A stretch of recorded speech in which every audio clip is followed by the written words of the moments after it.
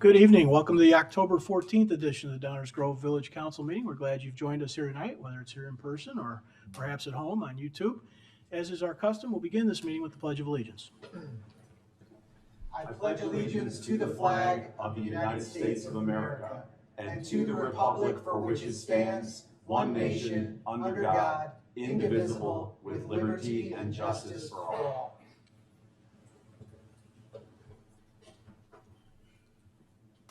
Rosa, would you please call the roll? Mayor Barnett, Here. Commissioner Sadowski-Fugit, Here. Commissioner Gilmartin, Here. Commissioner Tully, Here. Commissioner Davenport, Here. Commissioner Sarver, Here. Commissioner Rowe. Here. Great to see everyone again. Welcome back. If you are here in council chambers, over on your right, there are a couple of counters which have copies of tonight's agenda if you'd like to follow along there. If you're watching at home, it's available on our village website as well. Item 3 tonight are recognitions and presentations is the way it's listed. We have 4 recognitions for this evening. It's a good thing to celebrate when we do good work. And you heard us say lots of times your village does good work, but hearing it from us maybe isn't the same as hearing it from others. So we have 4 things we're really kind of excited and proud to talk about this evening. We have 4 awards. We're going to start with the Illinois APA Award. It's my pleasure to announce the village's Guiding DG project was awarded the 2025 Daniel Burnham Award for Comprehensive Plan by the Illinois chapter of the American Planning Association. The Burnham Award recognizes a comprehensive plan that advances the science and art of planning. The Burnham Award recognizes America's most famous planner, Daniel Burnham, for his contributions to the planning profession and to a greater awareness of the benefits of good planning.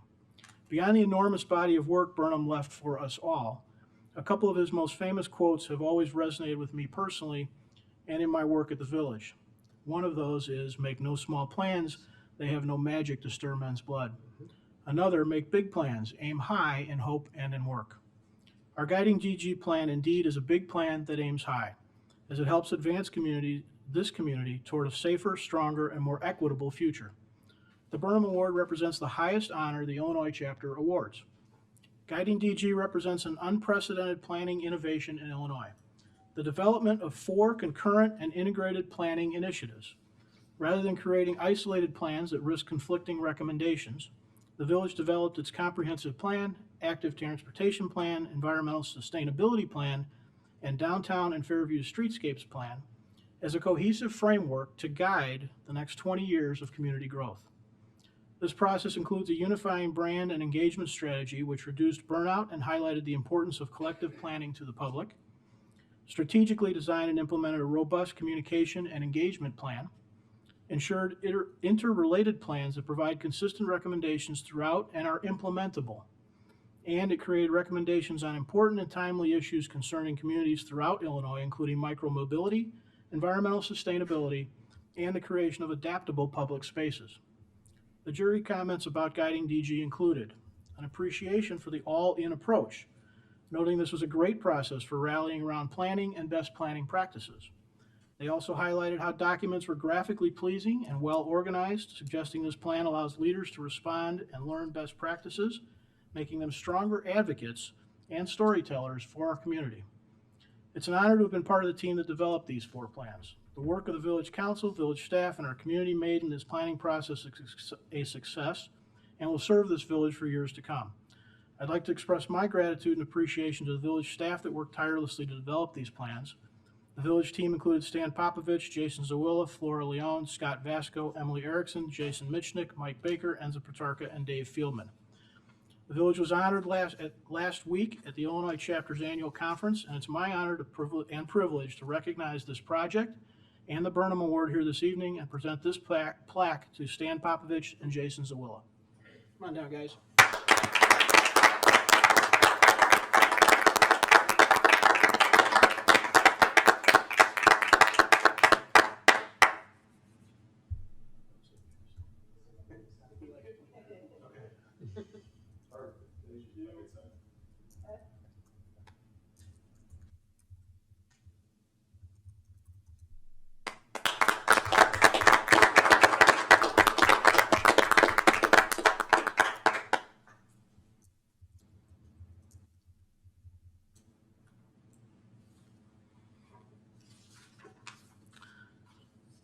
Second recognition this evening is on concerns environmental sustainability.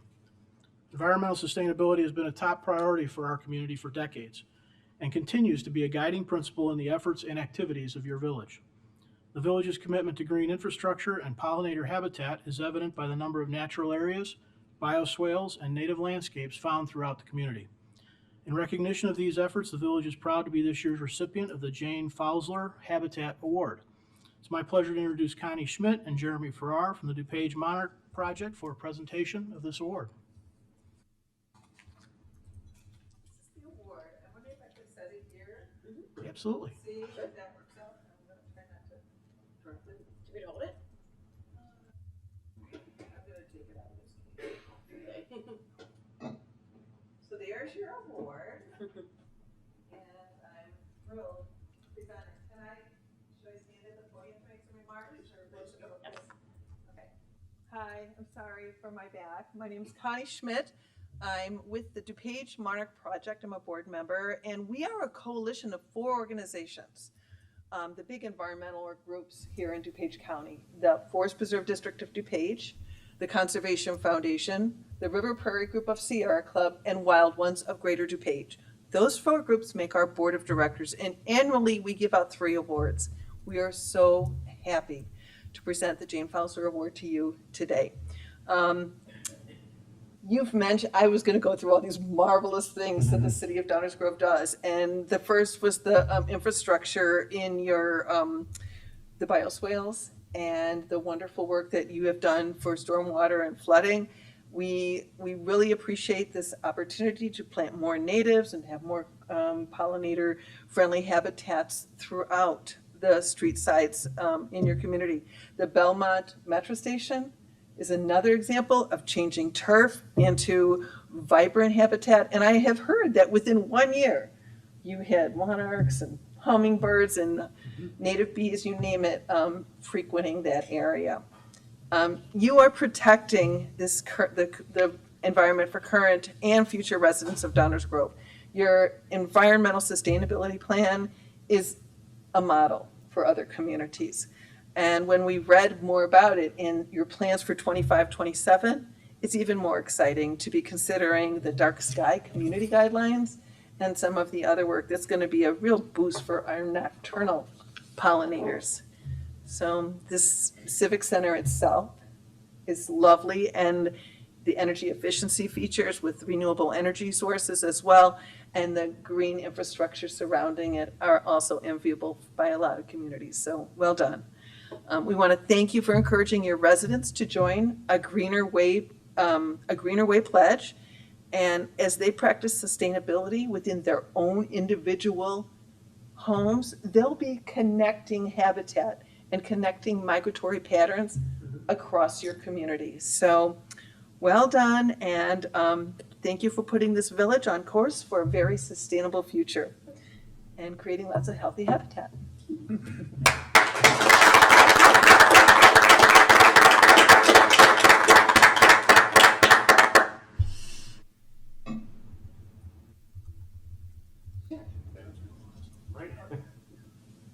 All right, okay, you got it.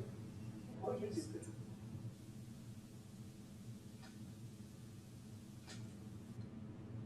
this way. Thank you.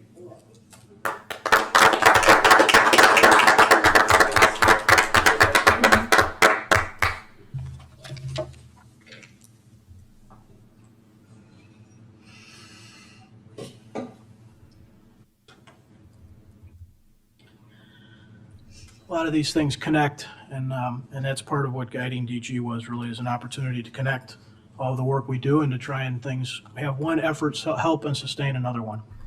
The third item we want to touch on tonight is an award from the Conservation Foundation.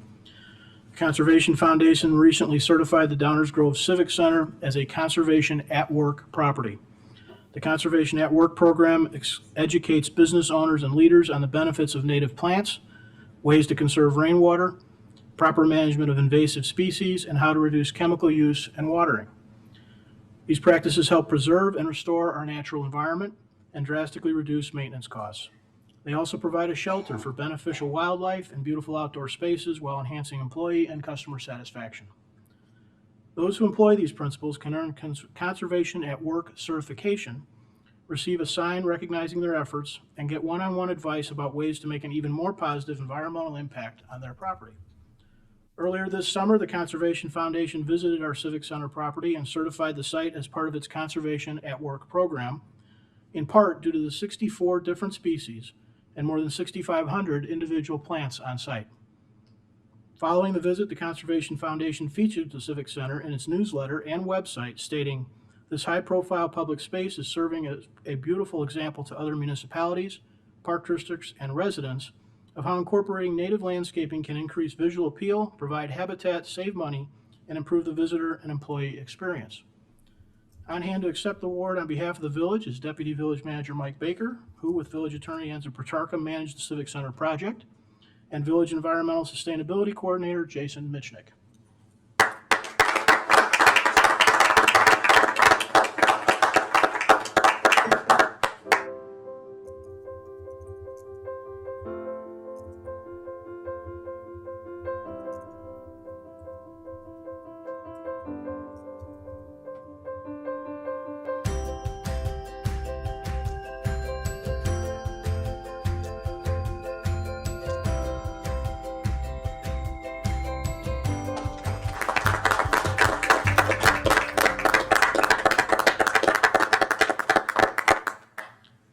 If you haven't had a chance, come by during the day sometime and just stroll the property. Comment was made earlier about within a year, the monarchs, I can attest to that. I walk here most days and they borderline attack me every day. It was great. Last thing we wanted to mention tonight is our 3 CMA Silver Circle Savvy Award. It's nearly impossible to get a group together in any setting and not have some reference made to the importance of communication. Your village works hard at communicating, and I'm proud to announce the village has received the Silver Circle Award in the 2025 3 CMA Savvy Awards competition for its video, Learn Not to Burn. The Savvy Awards have represented the best in government communications for 30 years. This year, more than 1,100 entries across 37 categories were submitted, highlighting the most creative and effective work from local governments of all sizes and budget classes. The award-winning video was produced by the village's communication department in partnership with the Downers Grove Fire Department. The Learn Not to Burn program is taught monthly in all third grade classrooms across the community, teaching life-saving fire safety lessons. This video incorporates firefighter testimonials describing real experiences from fire emergencies, an interview with a firefighter and his family who experienced a fire in their home, reinforcing that it can happen to anyone, on-screen demonstrations of what children should do if caught in a house fire. Chris Durlow, the village's video producer, worked closely with the fire department personnel to bring this project to life. Savvy Award judges praised the entry, noting in particular that they applauded the different perspectives in the video, most notably the firefighter and his family who discovered a fire in their home, that hearing from the kids makes this even more impactful for the children viewing the video, and that this was really well done and presents the topic in a very age-appropriate manner.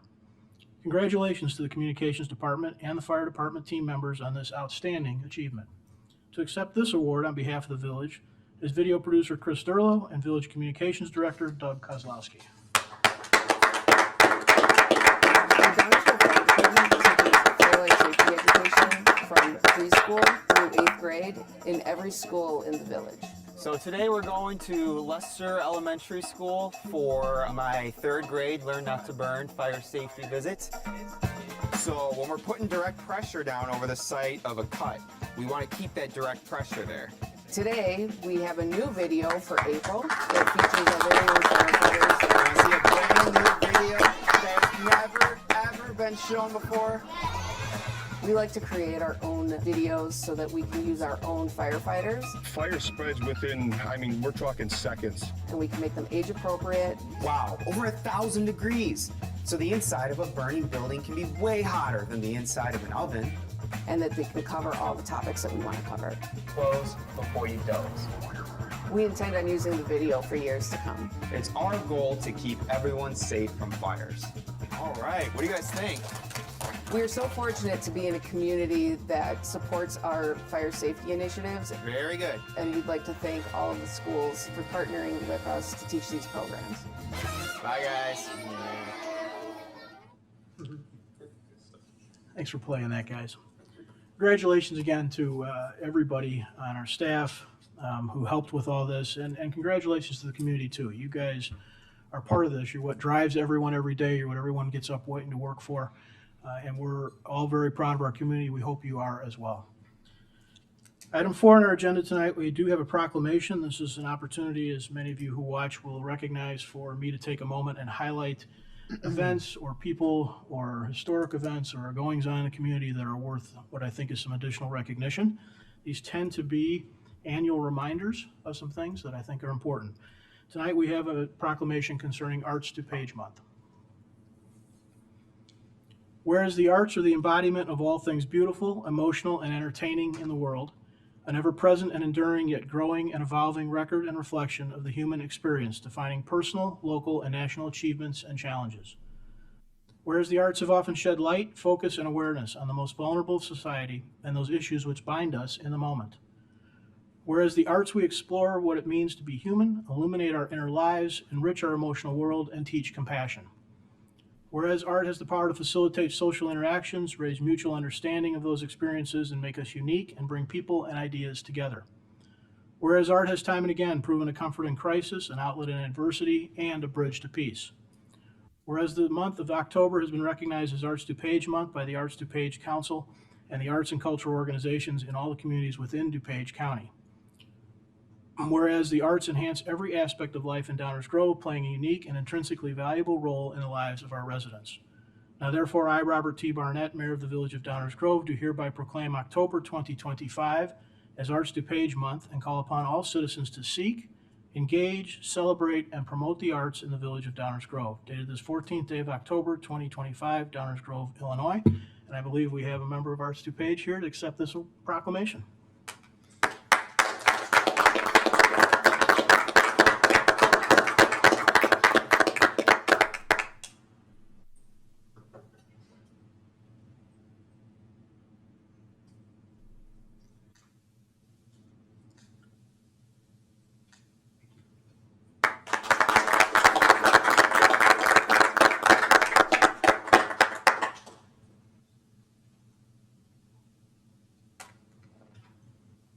The outstanding, still going on art and culture related activities is we have our train station. If you look above the main door that faces south, there is a Hokusai painting there, and it's part of a program. If you look back through our minutes, you'll see it was a DuPage-wide effort.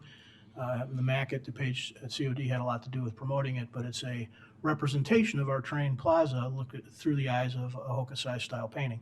It's worth checking out. Please do. All right, item 5, minutes of previous council meetings. Is there a motion? Yes, Mayor Barnett, I move to approve the October 7th, 2025 Village Council meeting minutes as recorded. Second. Any comments or questions from the council? All those in favor say aye. Aye. Opposed?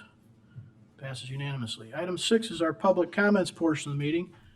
This is the portion of the meeting where we take public comment on items not on tonight's agenda. We have a few people here, so I'm assuming there are some comments maybe that aren't on tonight's agenda, so we'll just go through one more time the kind of expectations we have for that. This item is coming up next is for items, again, not on tonight's agenda. Please know that if you're here on an item that is on the agenda, there will be similar opportunities at each agenda item. Please remember, too, the council meetings are not open debates. This is a council meeting open to the public, not a meeting of the public. And we seldom, if ever, cut people off, but we do expect people to respect the time limit to allow everyone here this evening an opportunity to address the council. So if you plan to speak, please keep the following in mind when you come to the podium. State your name for the record, address your comments to me as chair of the meeting, keep comments to 5 minutes or less, avoid repeating what others have already said. It's okay to say you agree with the previous speaker or some other speaker. In fact, you'll often hear council members doing the same as we debate amongst ourselves. Please keep your comments to one visit to the podium per subject, and remember that comments are most effective when they focus on the subjects within the scope of Downers Grove Village governance.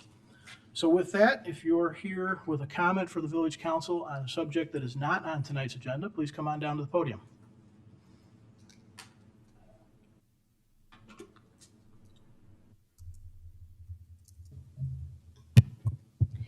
Good evening. Eileen Briner. I'm a resident. Some of us are wearing red tonight because it's Charlie Kirk's 32nd birthday, and he received the Presidential Medal of Freedom today. So happy birthday, Charlie Kirk. Now I want to speak about the need for library trustees. We currently have a vacancy and an expired term. Dave Humphreys is serving beyond the end of his term, which was 6 years. He's been on the board since 1993. That's 32 years. That's a wonderful dedication, but it is time for new board members. Because there's no transparency in this process, we have no idea where you are in this process other than late. If candidates are needed, why not post something on the village website? That should get some responses since tens of thousands of people must visit that site daily. As far as transparency, the communications department could easily record interviews with the candidates. These could be posted and feedback received from the public. This would give some transparency to the process. Also, candidates could make their own videos and submit them to the village. Please, please have staff comb through candidates' social media for disqualifying or qualifying statements. Case in point, a LinkedIn profile on the day of Marty Sladek's appointment, in her own words, identified her as an equity activist. A simple Google search would have turned up plenty of other red flags. Please look for middle-of-the-road board members. We all want to be represented on the library board. And now, the library is doing a political event at the library with the full support and help from the library. The event is called Common Cause, From Policy to Pavement with Common Cause, How Government Decisions Show Up in Our Lives. It's Thursday at 7 p.m. Common Cause is a political advocacy group with a 501c4 designation. This must stop. Straight up library-sponsored political advocacy does not belong in a public library and must stop now. I ask for your swift action to stop this now. The reverse would never happen at the library. I do not see the library doing a co-sponsored pro-life event with Illinois Citizens for Life. If one is not acceptable, none are acceptable. Political groups can use library rooms, but not the marketing and personnel of the library, which is happening with this case. This should be enforced uniformly. Thank you for your swift attention to this matter.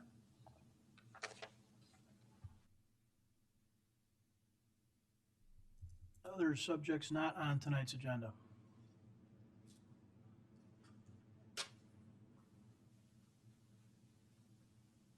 Hello. Excuse my backside, everybody. My name is Judy Roscoe. And Mayor Barnett, did I hear you said I can only do one thing at a time? Go ahead, Judy. Okay, thank you. I guess my first most important thing are the stickers for the refuse. We will be that, so hang Oh, I on, didn't hang see on, that hang on on the one thing. second. We have, the idea here that what we're trying to stay within is that the comments at this point in the meeting would be for subjects that aren't on the agenda.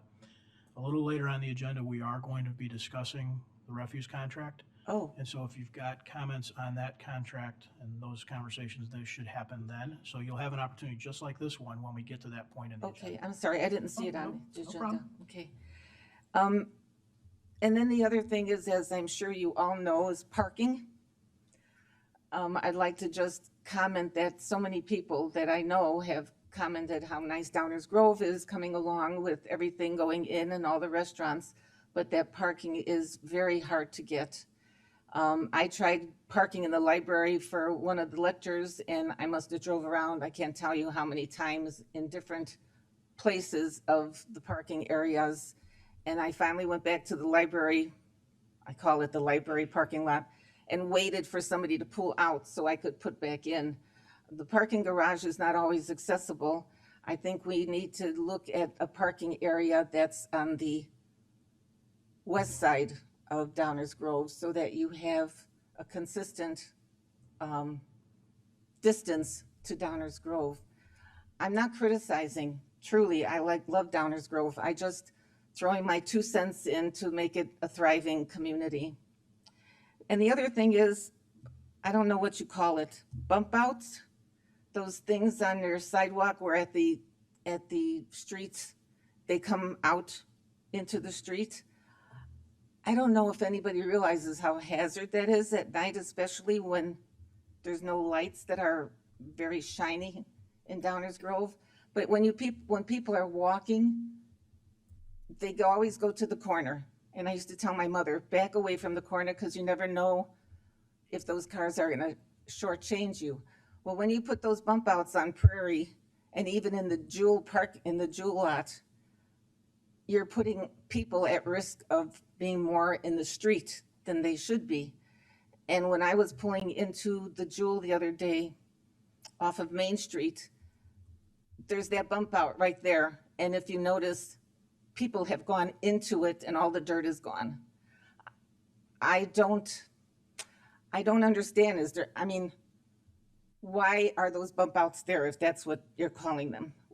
What is the reasoning behind those? Because if you have a bicycle who's driving, going down, which usually they go close to the curb, then they're doing this and you've got a car coming like this on the bump out and you're looking for some dangerous situations. Is there anybody who can tell me why the bump outs are there? Judy, I can get into it, but it's probably a lot longer than this. They're Okay. generally considered a traffic calming effort. I can give you a lot more information, so I'll follow up with you on. It's more than tonight. Terrific. They're they're very much on purpose, and they're a traffic safety measure. Terrific. Thank you for your attention. That's all.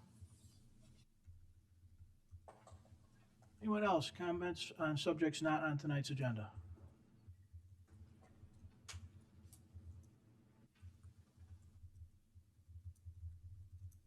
Good evening. My name is Selma Moberg, resident of 31 years. I'm going to go back in time regarding Mayor Pro Tem.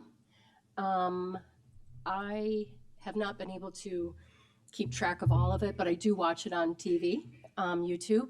And I have to say that it seems like you wasted an exorbitant amount of time when Mayor Tully was clearly the elected to do the position.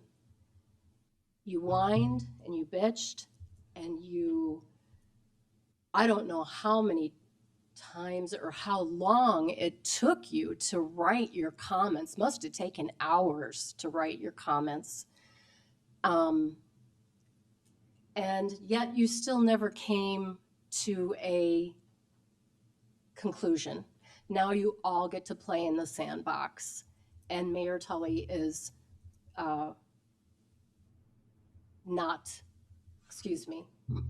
Commissioner Tully, that's just a habit. Now you all get to play in the sandbox because you didn't get your chance. And it was pathetic. Not only pathetic to see you all fighting and vying over a position, which clearly was given to Commissioner Tully. And it was sad. It was sad to watch that you wasted all of your time on this topic. And I am ashamed to say that you are our representatives for our village council.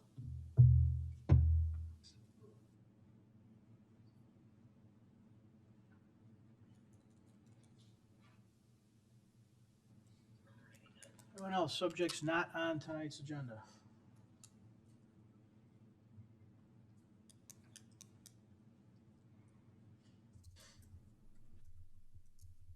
I have a couple of things tonight. First of all, please listen to the lady in the white sweater with the lady with the red hair.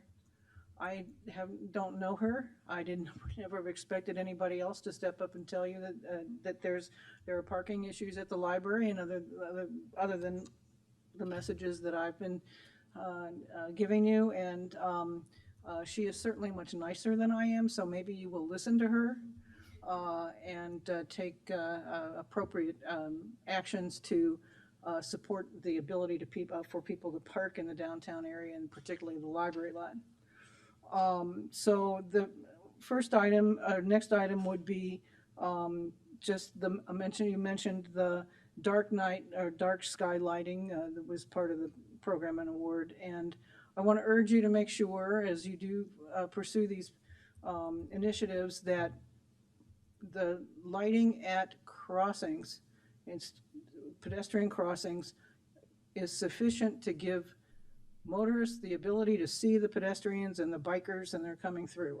I drove down tonight, and whatever the street lights are, could not see several pedestrians that were coming out into, and they had the right of way in the parking and the crosswalks. They're not visible. So whatever this dark sky stuff does needs to be sufficient to be helpful to drivers and protective of pedestrians and e-bikes and all the other folks that are out there. You can't see them now. The second point I'd like to request is that in terms of this, with respect to the streetscapes and the barricades and the bump outs that the nice lady with the red hair and the white sweater mentioned, to suggest to you and ask and request that you leave the barricades and downtown dining, I call them obstacles, whatever you want to call them, bump outs that through the winter, or at least long enough to get a sense of how the winter conditions affect the dining, how these stanchions and so forth interact with how the community revolves around them, moves around them.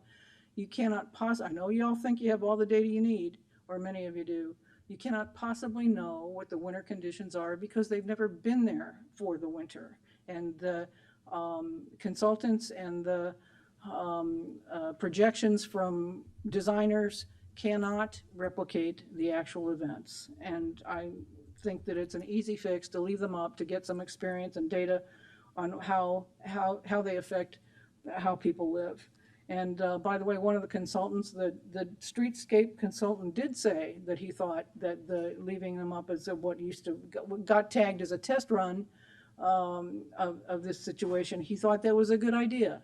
He said it at the end of one of the meetings that when he was here and present. And so there is the notion that nobody and no consultant ever said that this was something that should be considered is not accurate. You may not have heard it, but he did say it. So listen to the lady in the white sweater. She's much nicer and much more, probably much more effective than I am. So please listen to her. Thank you.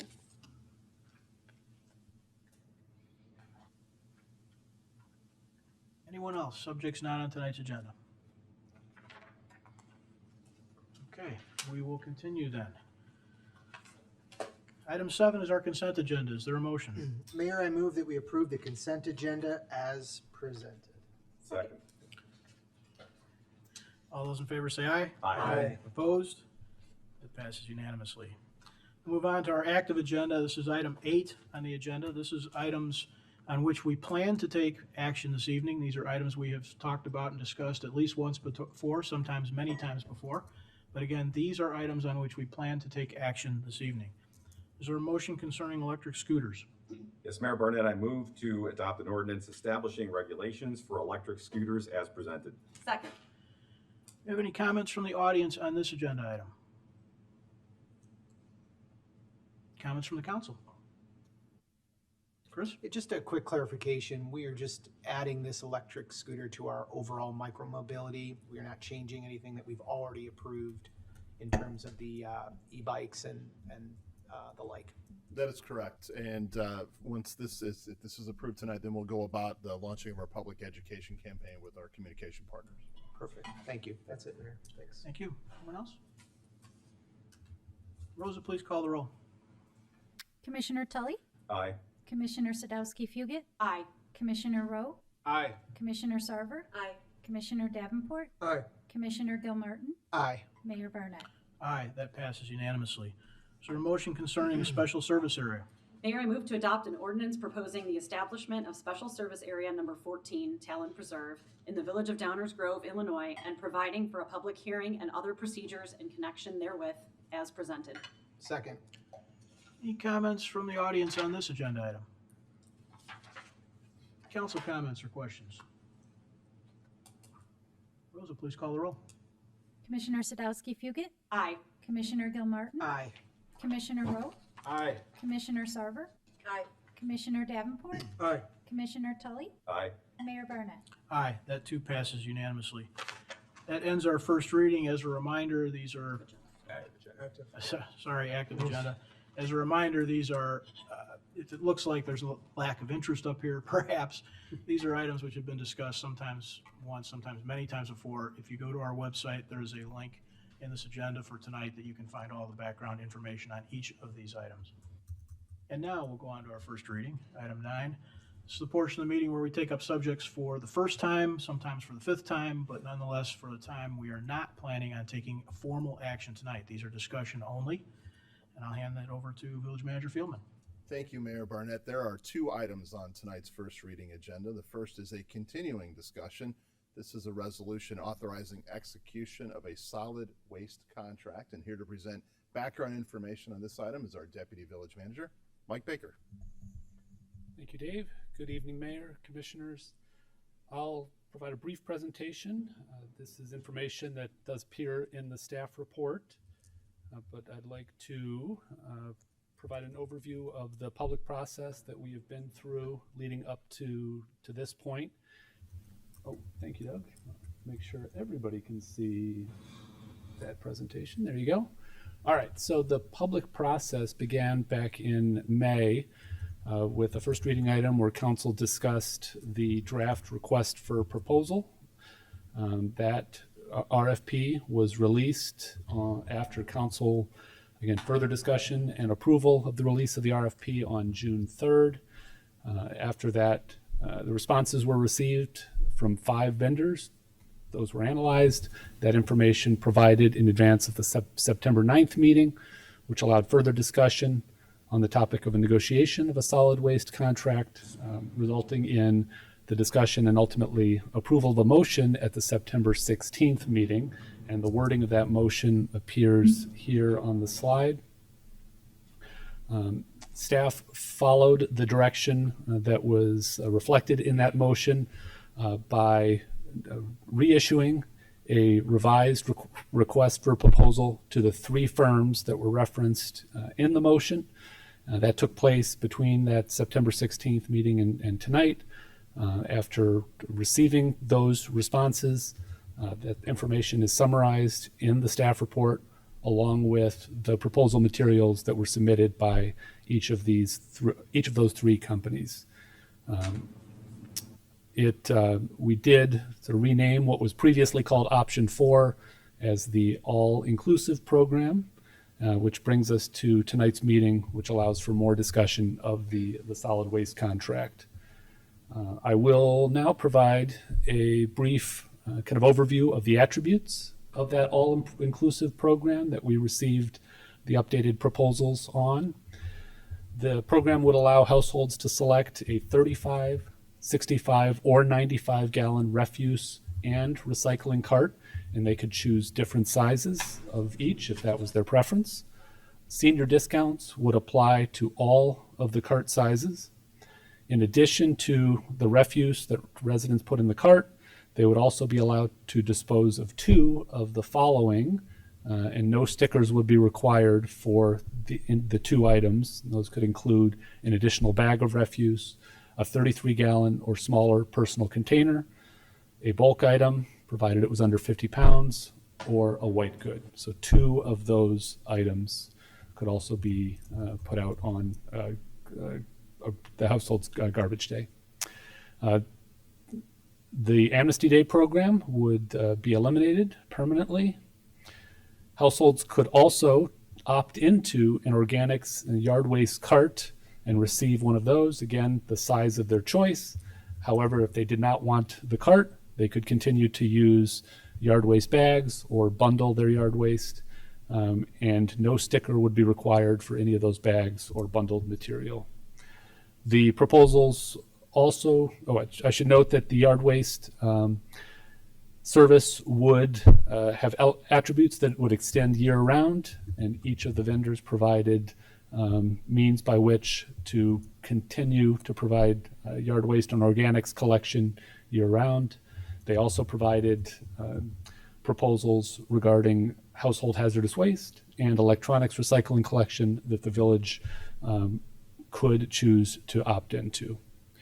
I should note we received complete proposals from all 3 of the vendors. However, there were deviations contained in the proposal submitted by Groot.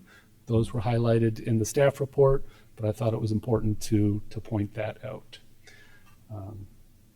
I'm not going to go through in detail the proposals from each of the vendors. Again, that material is in the staff report, and I can pull up the staff report if during the discussion there's a need to make reference to any of that information. With that, staff will be happy to answer any questions you may have. Thank you. Thanks, Mike. Any audience comments on this item?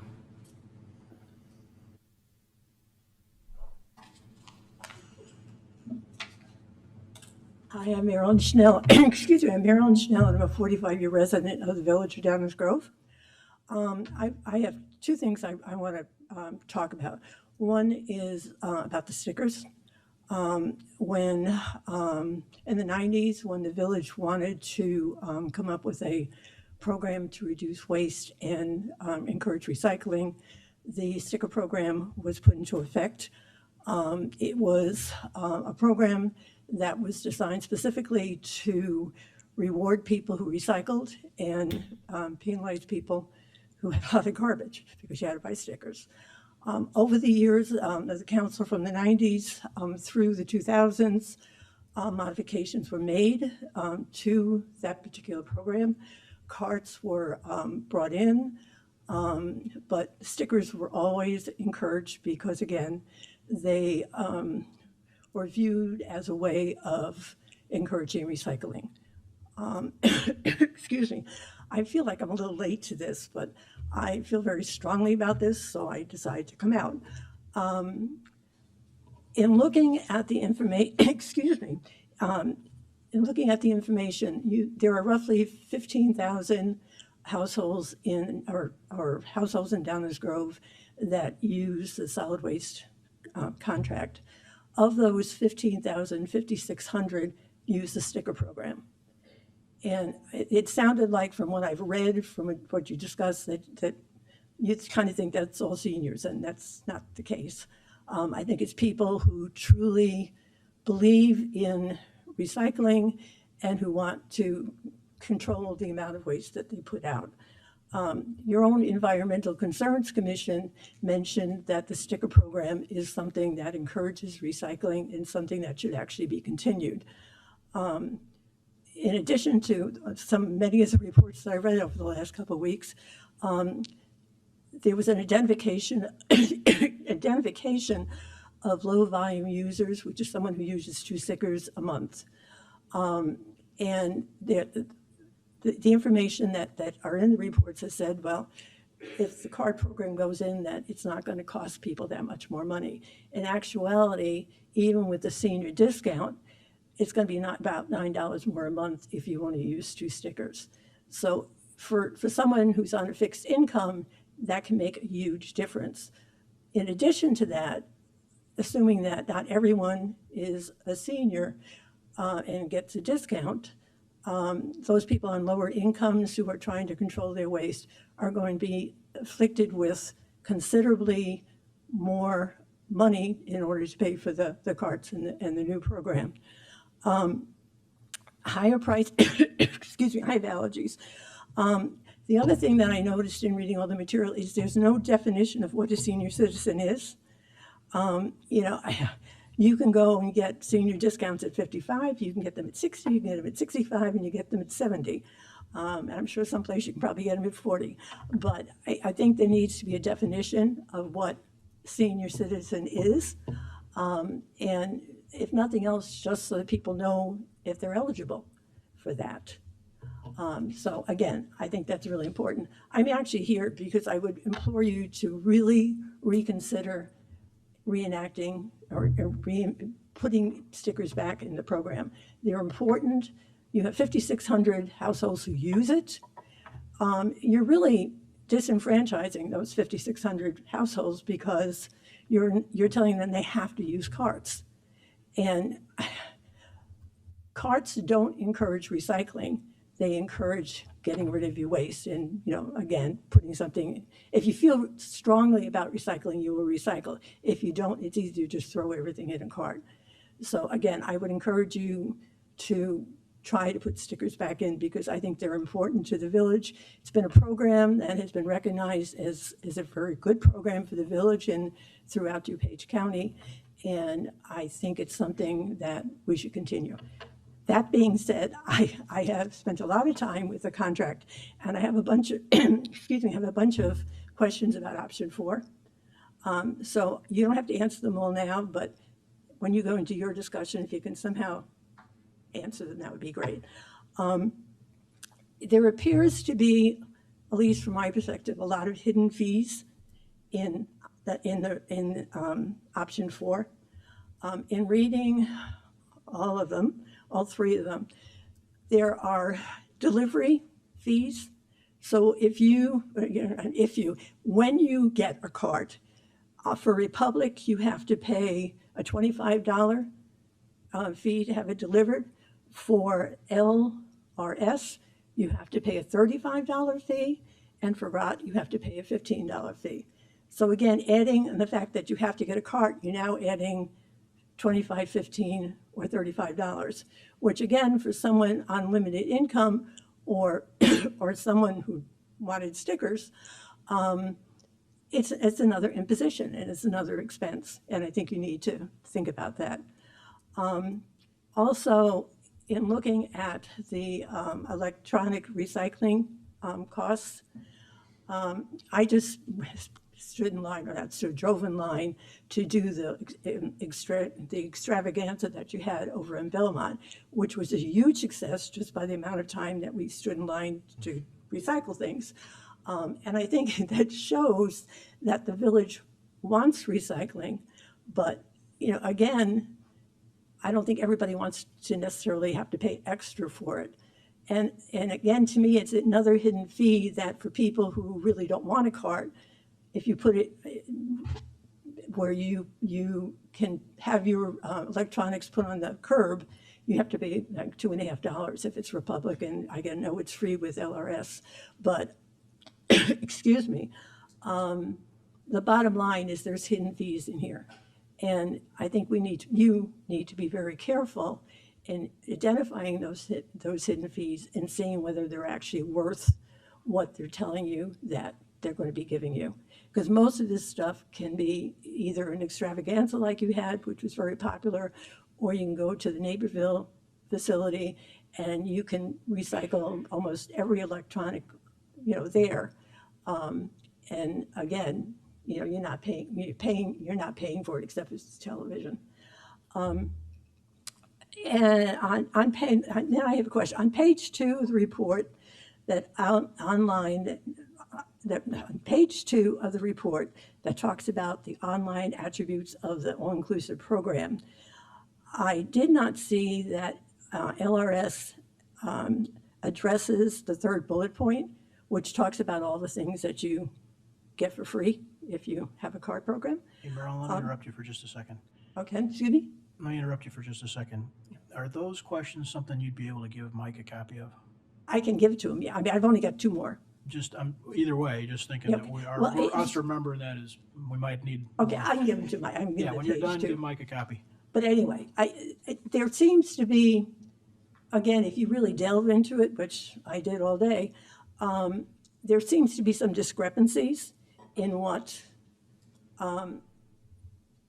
is in the RFP and what is in actuality I think I was expecting and you're expecting. And they're not major things, but if you're giving someone a contract, you need to make sure that everybody understands what you're getting for that contract. So, and the other, the question I do have is all of these all-inclusive programs that are included, are they set for the entire length of the contract? Or if all of a sudden, whoever the hauler is decides that they can't afford to do it anymore, do they have the right to come back to you and say, we're canceling this? Because you are looking at a contract that almost looks to be too good, because there's so much that's quote unquote free. It's not free, but it looks to be free. And, once all of a sudden a hauler figures out that they can't take all this yard waste for free, and they can't, are they going to come back to the council and say, I can't do this anymore? And that's, to me, is a major concern for you and for the residents of the village. And then I'll give my things. I just want to say I appreciate all that you do. I appreciate the great reports that the staff has put out, because I've read every one of them and studied every one of them and come up with lots of questions. But I know you have a hard job. I give kudos to everybody who's involved, because I appreciate what you do. So that's all I have to say. I'll give you that.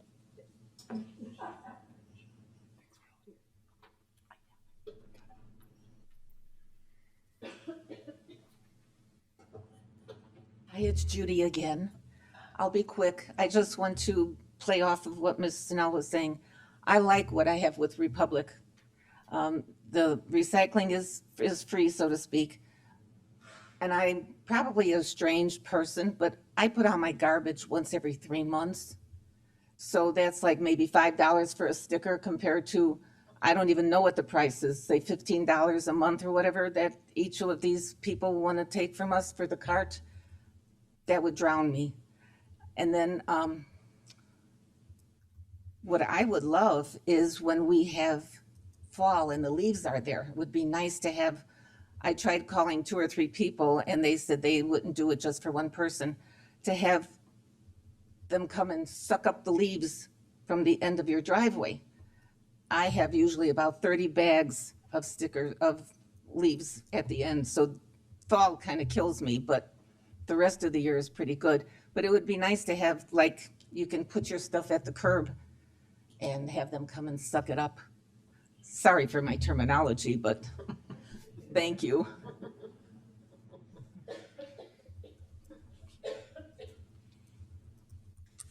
My name is Jean Banton.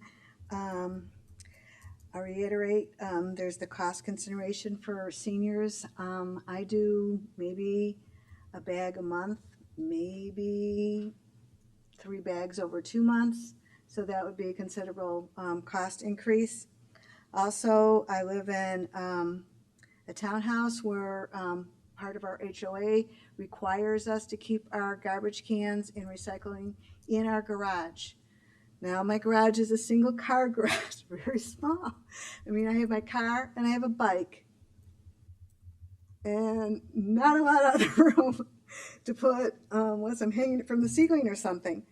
Also, there are quite a few people that I guess I would call them snowbirds, and they would be paying for garbage when they're not even home.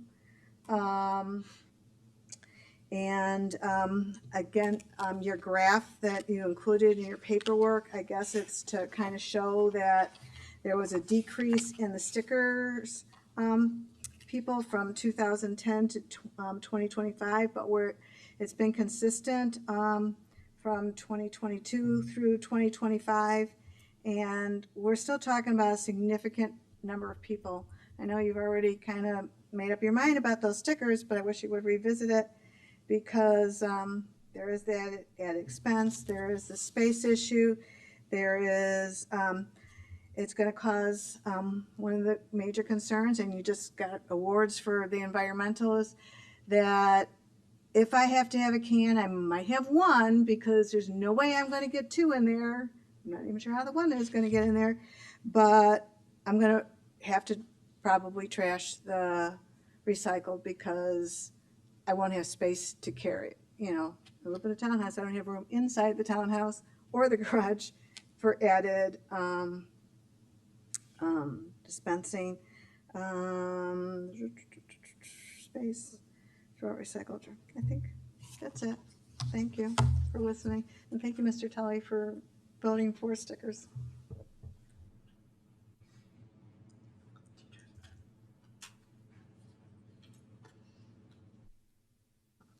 I'm Renee Norris, and I'm from Downers Grove, of course.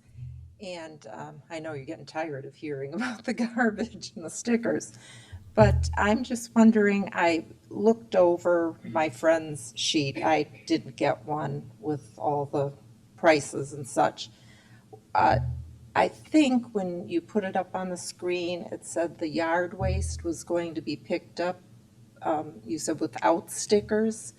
Is there a limit? Because like the lady that says she has 30 bags, we're on a corner, and it's funny because the neighbors will walk around the corner and they're like, we don't have any leaves, but they all seem to blow on the front yard of our house. And so we're cleaning them up till almost Christmas. Is there going to be a limit on the amount of bags you can put out? And then I was also thinking about, as the other lady said, about the snowbirds. What do people do? They're gone for 3 or 4 months. They maybe don't, they're going to have to pay that fee every month. And are we going to be paying monthly or quarterly? How is that working? Those are just questions I had. So I know you're probably going to answer some questions, but if you can write those down and maybe address those. Thank you.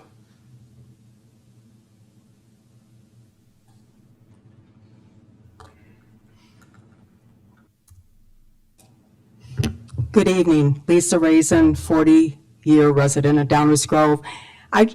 I'm hearing all of this. I've gone through the contracts. I just want to talk a little bit about Republic Services. I'll just take a minute of your time. Their customer service has been outstanding. I know the village has had a long-term relationship with them. I feel they're exceptional, from the person who picks up my garbage, Andy, whom we all know and love. He's fantastic. To the customer service above him, whenever I make a phone call, I'm able to talk to somebody and I'm able to get immediate assistance. I also would like to compliment Tish. I know she's in the audience tonight. I work very closely with her with Rotary Grove Fest. I'm the chair, and Republic Services, not only on a personal note, professional note, they have been a sponsor of our club for many, many years, supporting us during the fest with garbage disposal and the dumpsters, and that allows us as a club to give more back to the community. So I'm grateful personally and professionally for the support and service we've received from Republic Services. Thank you.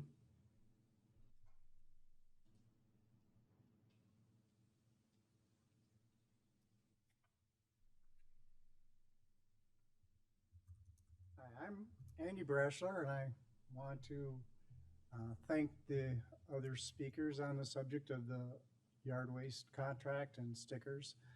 I agree with pretty much everything that they've said. I thought I was the only one.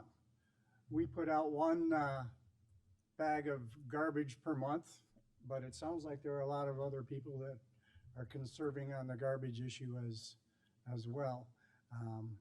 I don't have a problem with the leaves. I compost all of my leaves, and that ends up to be about 4 cubic yards of compost, which comes in handy gardening in the spring and the summer. But I think that forcing people who take advantage of the sticker system now to go with cart rental would provide them with a greater expense and a greater capacity for garbage than they currently need. It would be an incentive to create more garbage when you're paying for a recycling or a garbage tote that has capacity that you don't need. So I want to thank Marilyn Schnell for her comments. It sounds like she's researched the subject pretty thoroughly, and I agree with everything that she says. And I agree that Republic has been a good provider of pickup service, and I wholly support sticking with them in the future. And I hope that we can continue with the yard waste sticker program because that works for us. Thanks.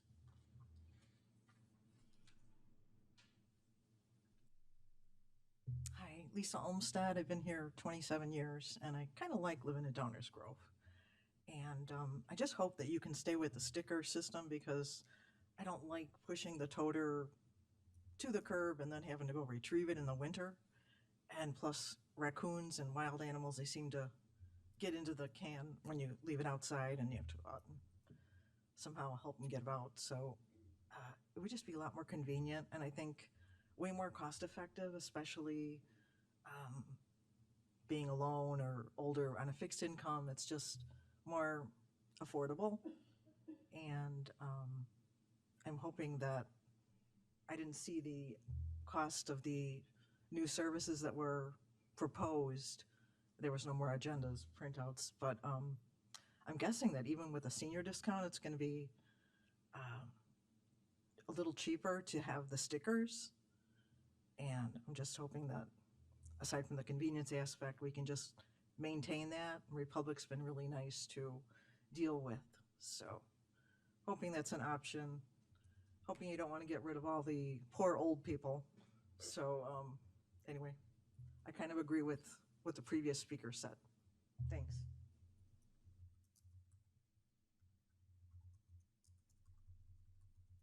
Hello, I'm Ron Boffman. I've lived in the village for 53 years. Back to the point when the stickers were not used, so that everybody had took everything they could and put them in their trash cans, and they were hauled away. The best thing this village has done is to go to the stickers. Please think about seniors.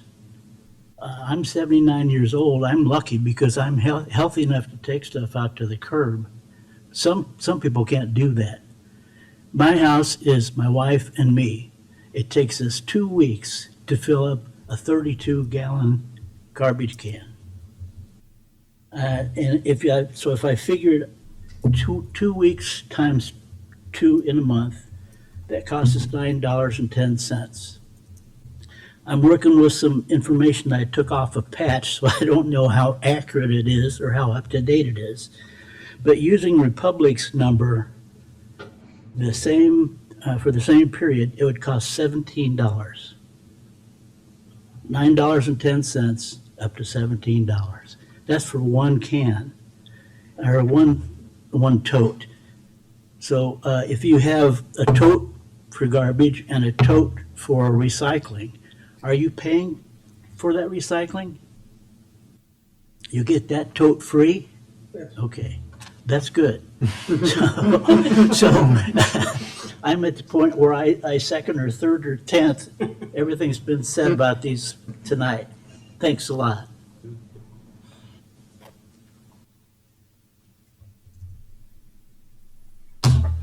Hello, good evening. Steve Ruffalo. I haven't been here nearly as long as the last speaker, but several decades.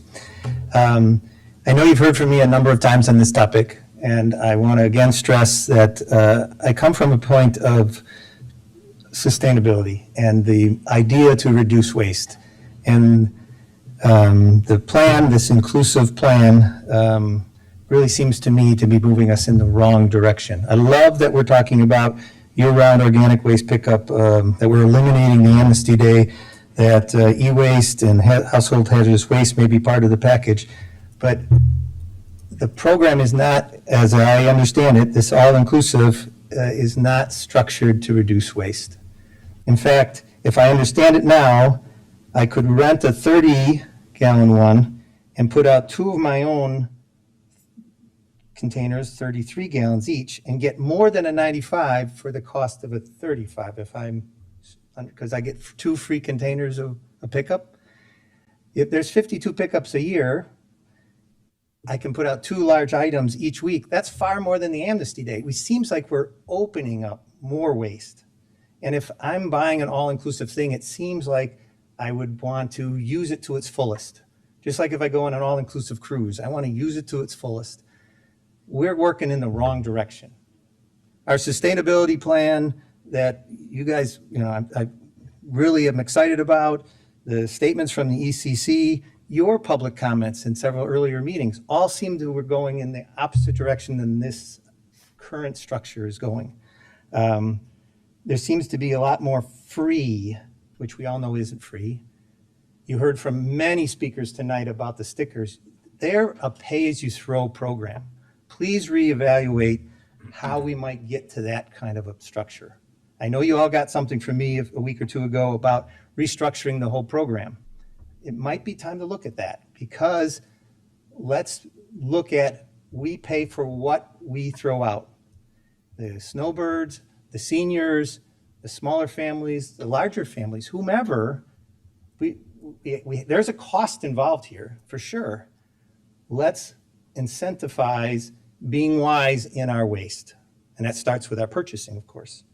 So I would encourage you strongly to maybe reconsider this idea of an all-inclusive plan and look again at how can we structure this whole program to be a pay-as-you-throw, a much more sustainable option. Thank you.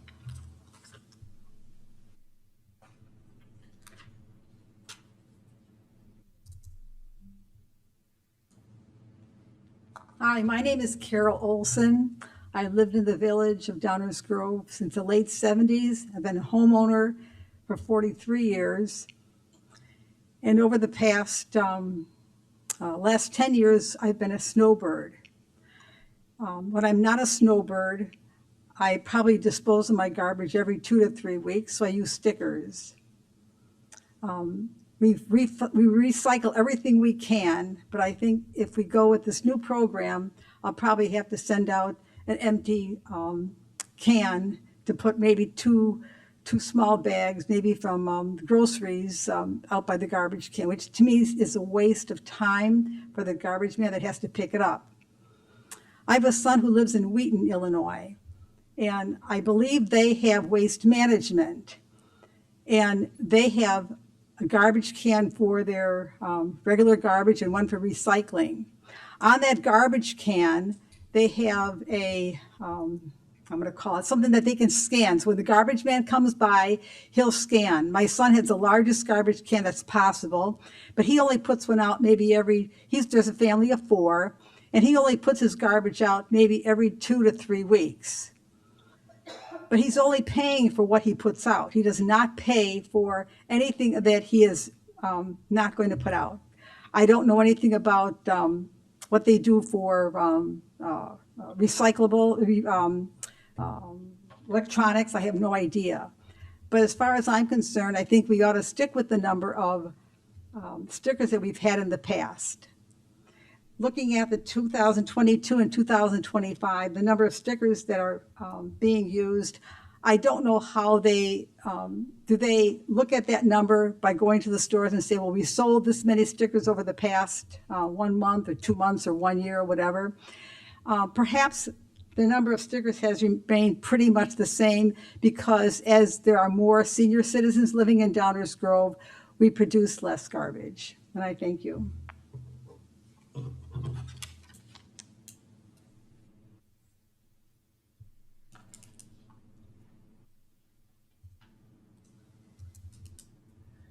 Selma Moberg. I too wish you to look back and preserve the stickers for garbage cans. I am 63. I was a widow at 54. I am on a very limited budget. It's very expensive to live in Downers Grove, not to mention Illinois. It was your choice to eliminate the stickers, from my understanding. I've had nothing but great service from Republic. My sanitation engineer, as I'll call him, is nothing but kind, considerate. He waves. He's genuine, and he's genuinely kind and nice. You don't get that these days anymore. You know, people are always staring at their phones. So it's nice to have a good guy picking up your garbage and waving. I don't even come close to generating a can of garbage for pickup. Maybe I use a sticker possibly every 3 weeks, and that might not even be a full can. So the thought of having to try to squeeze blood out of a turnip just can't happen in my home. I just don't have that kind of funding. I know it matters not. There's been a lot of comments on Nextdoor. I made a comment that if there's a conversation going on right now on Nextdoor, the decision has already been made. It's a done deal. But hopefully we can encourage you to reconsider the stickers again, which was your choice, to eliminate the stickers, as far as I understand that correctly. I wouldn't even fill up the tiniest of garbage cans, and to have to pay for that would set me back so far financially, which I'm sure you don't, it does not matter, but for you, but it does for me. And I would really encourage you to stick with the stickers. Thank you.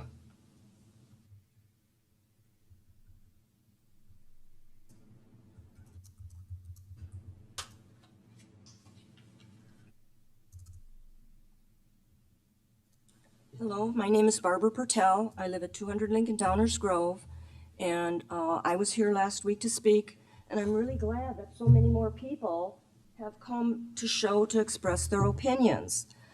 And I personally wonder if there wouldn't be way more people who would be expressing their concerns about staying with the stickers if they knew about this. I'll bet there's a lot of people out there who don't even know that they're changing the sticker program.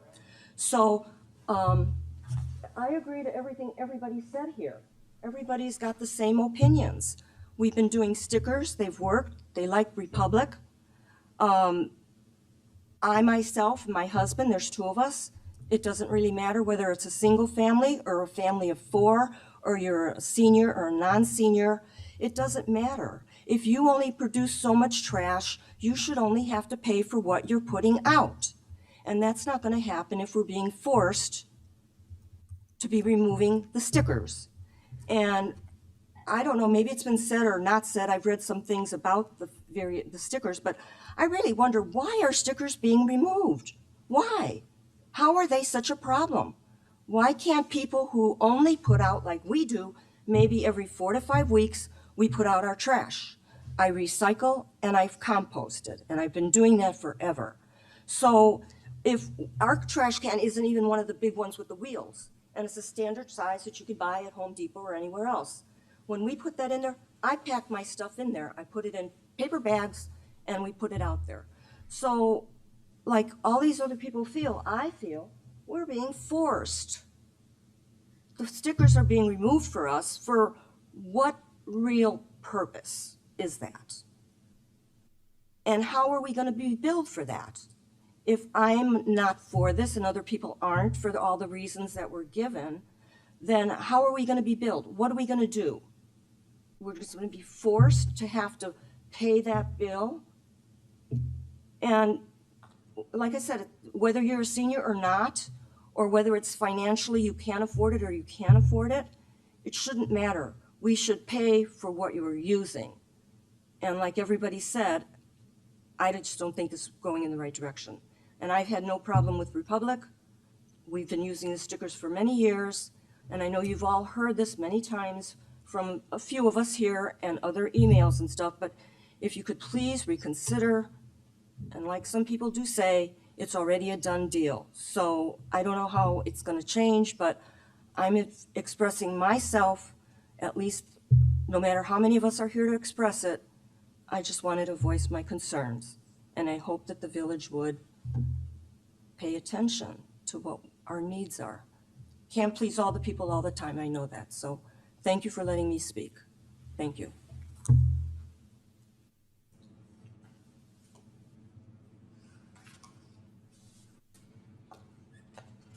Anyone else with comments on this agenda item? Okay, as a reminder, it's first reading night. Come on down.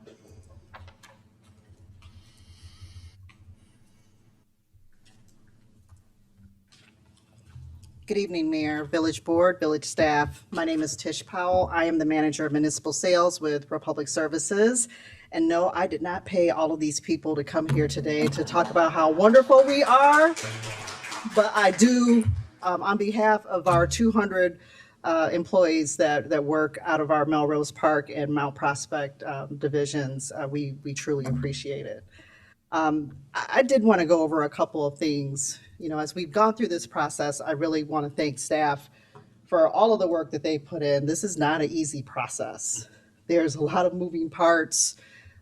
You all have had a lot of discussions. People are very passionate about trash and recycling and environmental sustainability, as you've heard tonight, and we appreciate that.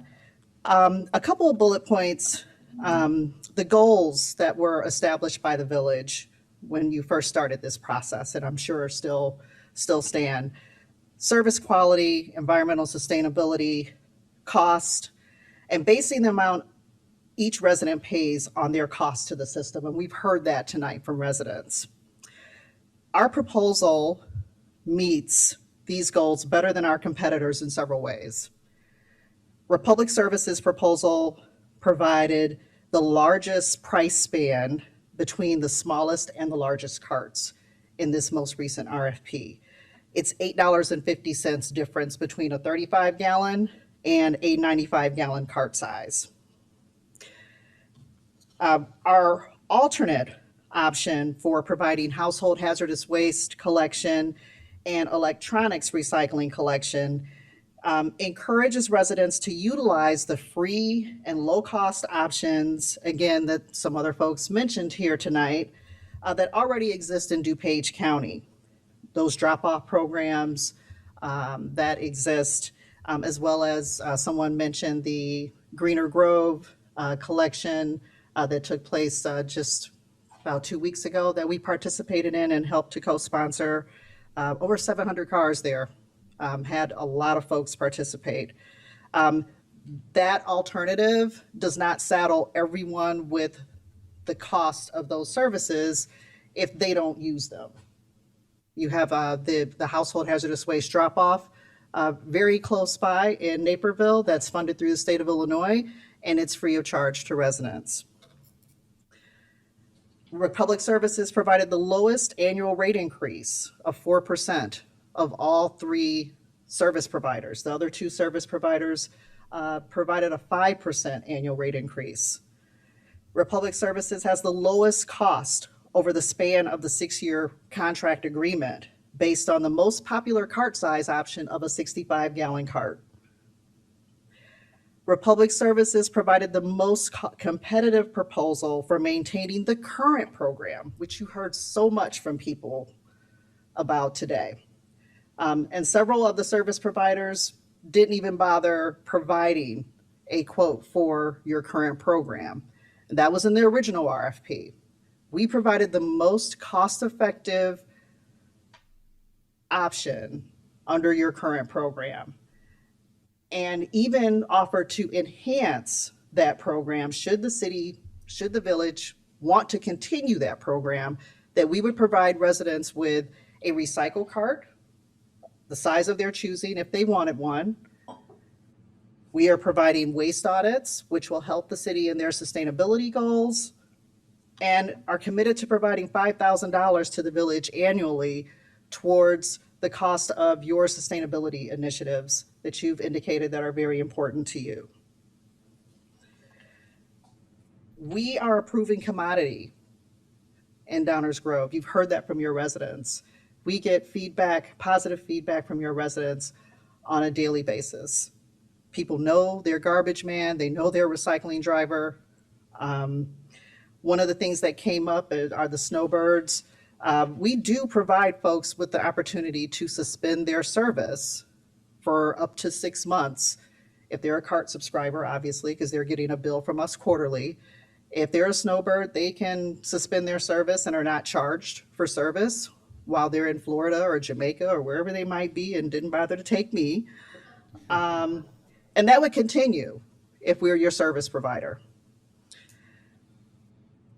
The multifamily properties that are serviced here in Downers Grove, as someone mentioned earlier, if they live in a townhome with a single car garage, and I personally can attest to being a person who lives in a townhome in my community with a single car garage, those folks don't have room for 2 larger carts.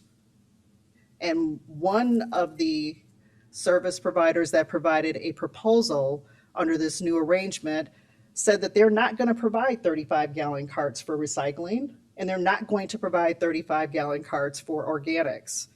Where does that leave those people who are required to store their containers inside, no longer have the option to use stickers?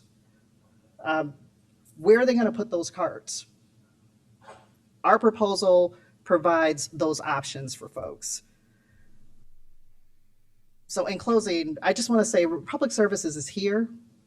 We are more than qualified to provide the village with whatever service option you decide to move forward with. If you want to move forward with your current program, we provided you with the most cost competitive proposal to do that. If you want to move forward with the new program, we can work with you on that too. But I think folks have brought up some very legitimate concerns about whether or not that is the most sustainable option, with the fact that people can provide, people can put out additional trash bags at no additional charge. It does seem to be taking the village in the opposite direction that you say you want to go. But those are our comments. Appreciate your time and your consideration. Thank you.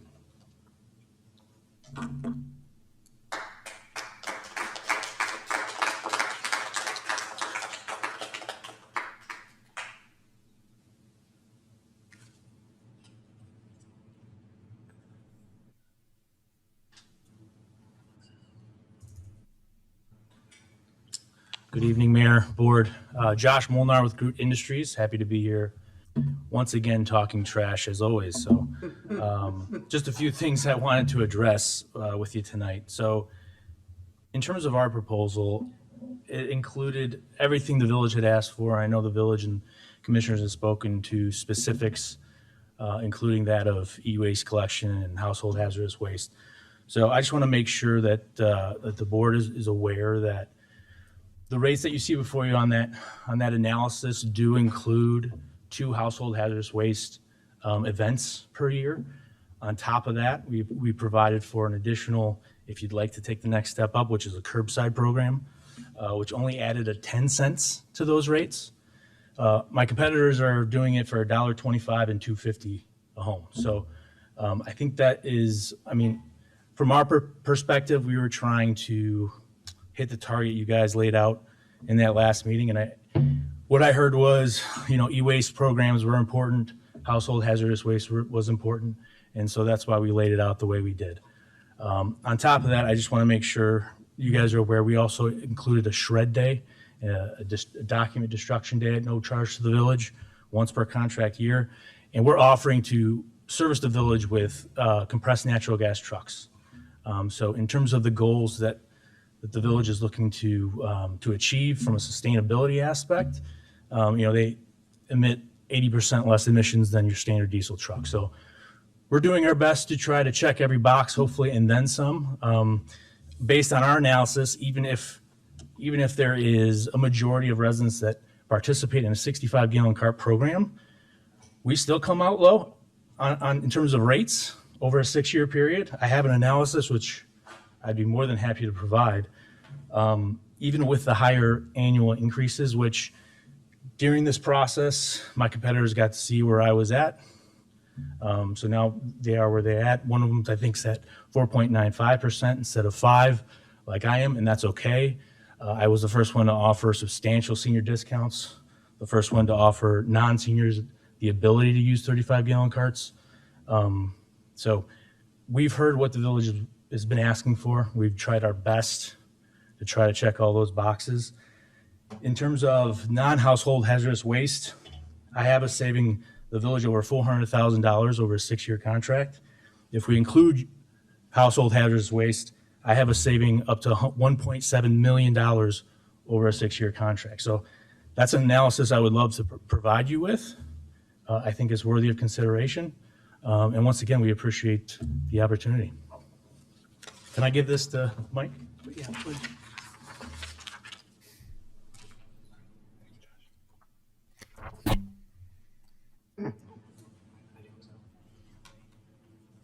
Josh Connell with LRS.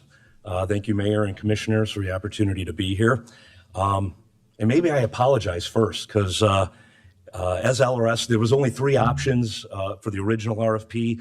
We were the reason for option 4, so I do apologize to the group that stood up here for the sticker program. And we get it. We understand why stickers are light. But I do want to let communities know we do provide a sticker program to a lot of communities. There is a cost with recycling. Many decades ago, we received compensation for the commodities that we collected. We don't anymore. So it's kind of bridging that gap to how do we still, benefit those that have very little garbage, encourage more recycling, and still have a program where you're not having some of the community compensate the others for very little waste and recycling that they generate, when you still have the same number of trucks driving up and down every street every week. And that's the challenge there. I will say we've had a lot of success in nearby communities like Darien, Wheaton, many other communities that we've gone to gotten rid of the sticker program and gone to an all-cart program. And I don't want to go through the details of our proposal. You have all that information. All the companies that provided, put together some really nice information for everybody, and they're all fine companies. One thing I'd like to just point out with LRS is really our creativity. Our option 4 has been very well received in other communities. An all-cart program, getting rid of stickers.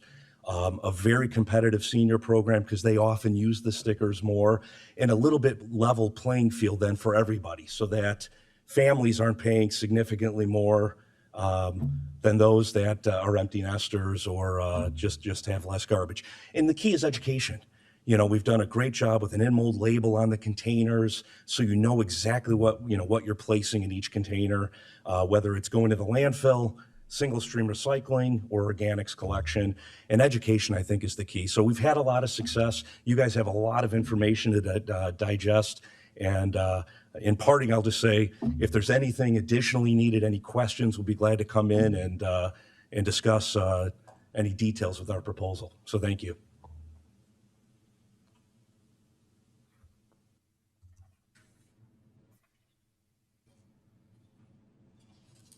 Anyone else on this agenda item? Okay. As mentioned earlier, this is a first reading item. So what that means is we're going to discuss this some more up here, and there'll be at least one more meeting, maybe more. As has been mentioned, there's been a lot of information provided and a lot gone through.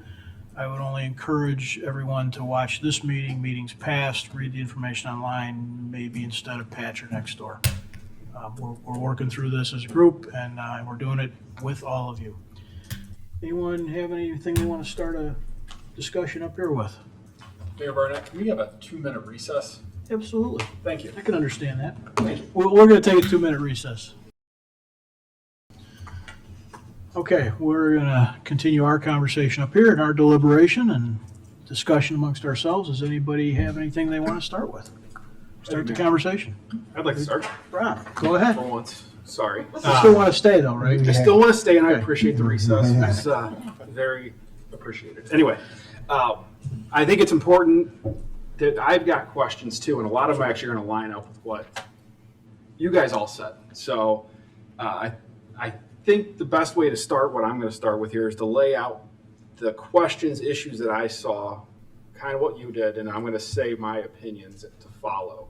And I think part of this is going to be, I want to see clarifications on some details in these contracts. So the first one, it's going to sound familiar. I want to know what the exact definition of a senior is in these contracts, because we're laying out senior benefits. I believe I've seen 65 once, and I haven't seen laid out. I want to see the age, and I want to see what the requirements are, because I would like to see it as be as simple as possible, as simply as a driver's license matching the address and the age, and I want to see that definitive. A clarification, the way I understand all these contracts with this option 4 is we're paying based on the refuse contract, so the can that you're taking. So you will get the option to mix and match or not take a can at all. So we can not take a yard waste. I'm assuming we can also decide not to take a recycling bin and stick with what we have, but I'm not sure. And I think that's something that would clarify a few questions that we heard tonight, is are we only required a rental of 1 can, and that's the refuse can, and that's it?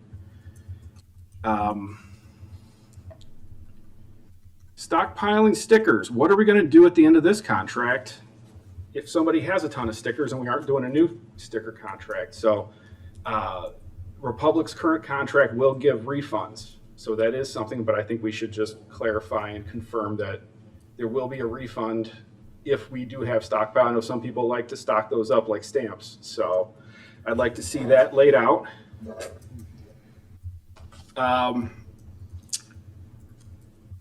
The mechanism that we're going to use for residents that are snowbirds that need to pause, and Tish, thank you for throwing that in.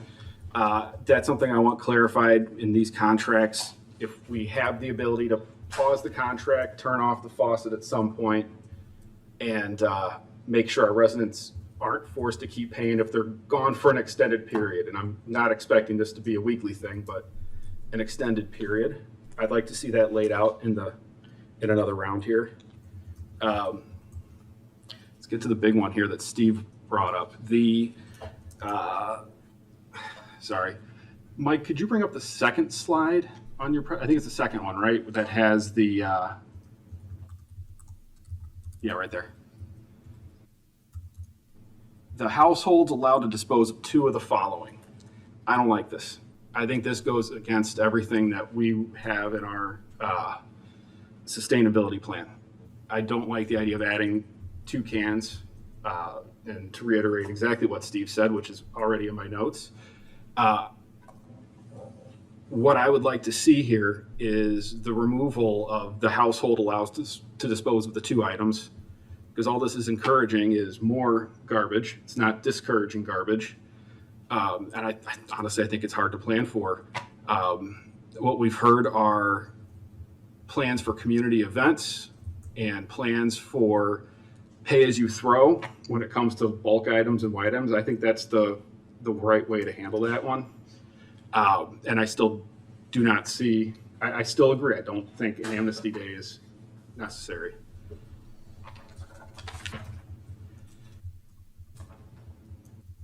Couple interesting questions I didn't even think about until we got our emails.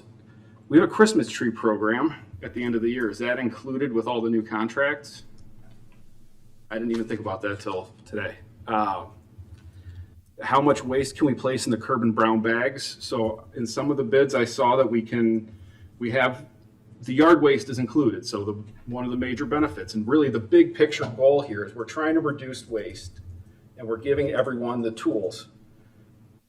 Garbage can, you're getting charged based on garbage. Recycling, yard waste is now included, which I know many people have liked the fact that we're giving yard waste, but the point of the yard waste isn't just yard waste.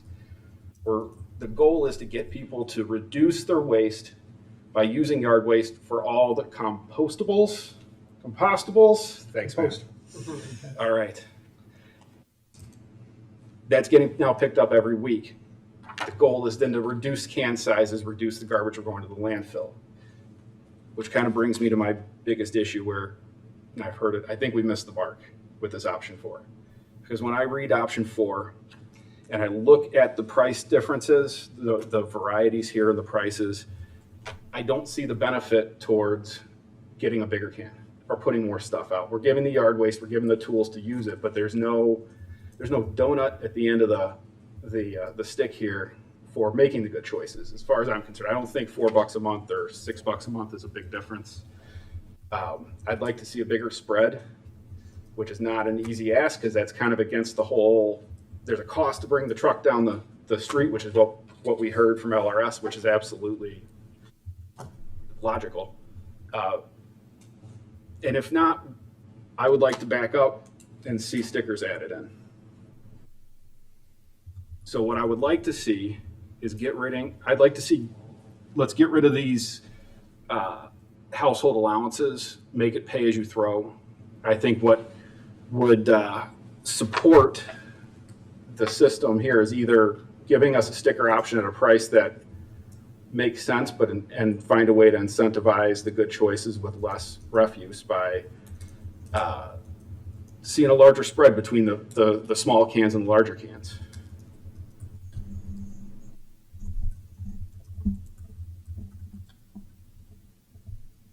Can I jump in, Rob? Sorry, I just want to make sure.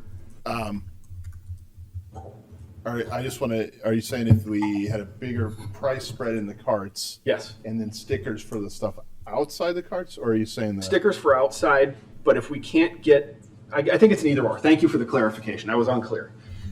What I want to see, I think the plan's this is not a bad bid.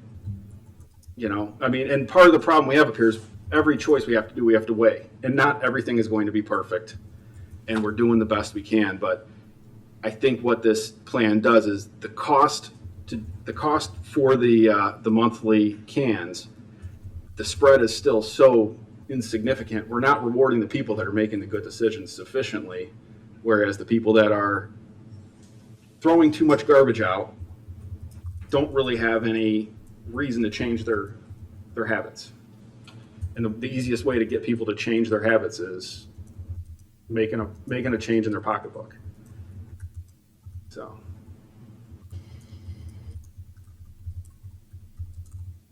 Good? I'm good for now. For now? Okay. Leslie, go ahead. Yes. One thing, there was one question that came up, and I just want to clarify this with staff. I believe I heard this on my Monday call. In terms of the contract being set and they cannot come back, I believe that Republic and LRS agreed to that. Is that correct? Come back and change the contract. Oh. If things Well, aren't the working. agreement would be a 6-year agreement. Right. So we wouldn't be able to come back and change what has been. What would be a breach of the agreement, right? Right. Okay. I just want to make sure that that was clear. On some things I agree with Commissioner Rowe.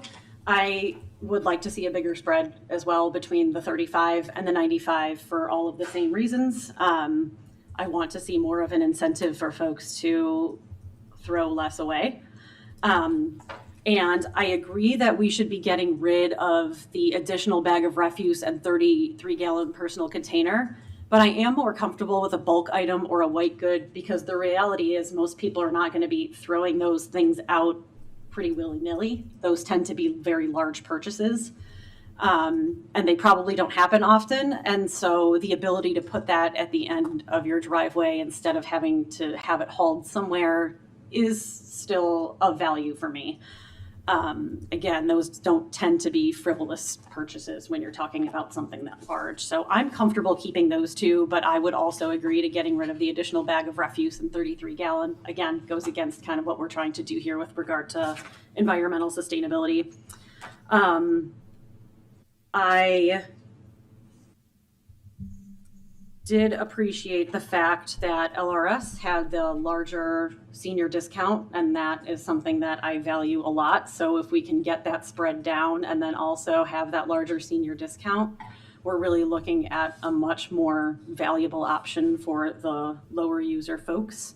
I also, I've said this in a few emails, I'm a family of 3. I have probably no more than even close to a kitchen size bag a week. So I'm somebody who composts. I'm not a big refuse user.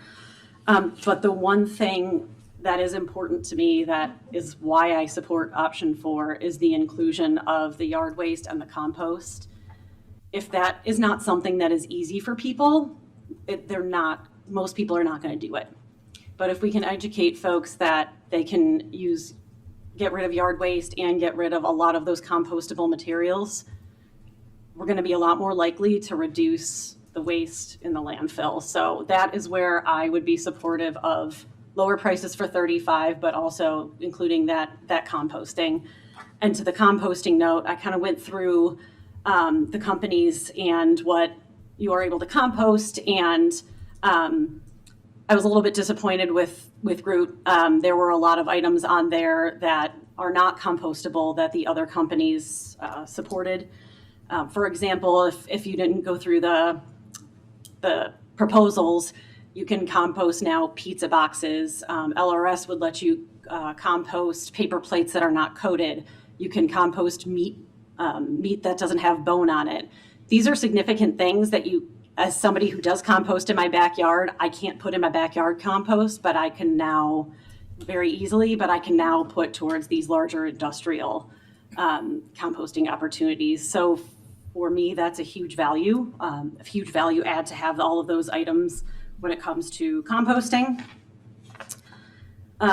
This was the first time that I did hear that Republic would be willing to do external audits to know where our plastics are going. That was something that was in the original LRS proposal that I appreciated. For those of you who don't kind of pay a lot of attention to plastics, it has been a huge issue, and not as much is getting recycled as what we think. And so knowing where our plastics are going and having that external audit to ensure that our recycling is actually being recycled is of huge value to me, again, reducing the amount of things that end up in the landfill.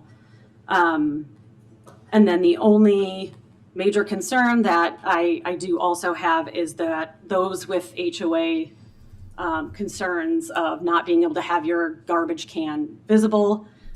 If we were to go this route, I would like to do some proactive conversations with those groups to either help make some changes or see what they're willing to do, because I can understand not having a lot of space for several cans.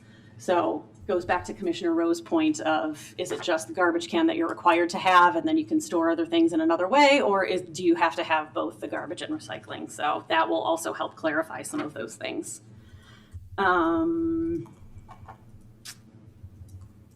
Someone did mention the Wheaton, those are the RFID, and we did, correct me if I'm wrong, we did ask to see if we could get that in a proposal, but none of the 5 companies that we asked said that they would do it. Is that correct?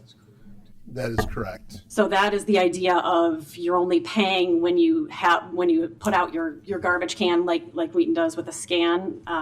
We did ask for that, requested that at our original proposal, and none of the companies came back saying that they would do that. So I just want everyone to know that that was something that we asked for, but we're not able to get in any of our proposals. And that, I think, is it for me. Thank you. Thank you. Tammy. Hi. I don't want to repeat so much of the important information that Commissioners Rowe and Commissioners Sadowski Fuga did, but I just want to add a couple things. And first is, I want to thank staff. The research negotiations being sent back to the drawing board several times was a lot of work, and a lot of work that they really put concerted effort and serious research into, and so kudos to them. I also tend to agree with a lot of things that Commissioner Rowe said.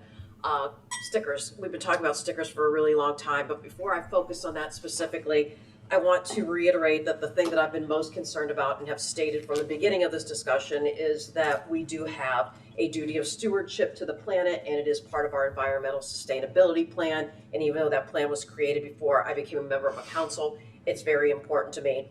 So with that said, stickers, people like them. And I know there's been talk that eventually in the future companies will be phasing them out. and that's a company's choice. I'm not sure that's necessarily a council choice, and so I'm open to a discussion of maintaining those. Also, we've been talking a lot about subsidizing. Who's subsidizing who? And I think Commissioner Rowe hit the nail on the head in that it encourages, or a lot of the programs upon consideration encourages irresponsible continued overproduction of waste, and I don't believe that aligns with our strategic plan. And finally, before I end my soliloquy, I thanked staff, but I also want to thank my colleagues. People have put in a lot of time talking about this and reading hundreds and hundreds of pages. And I want to thank the citizens that have spoke out about their concerns. But I also want to address those who didn't do their homework, especially those on social media spreading misstatements and falsehoods. For the record, we have not already made our decision about what contract we're going to go with. For the record, we don't receive anything special for choosing one provider over another. Our job is and has been to review the facts, to take those into careful consideration, and to serve our constituents to the best. And I hope that people realize that we have been doing that and will continue to do that. Thank you.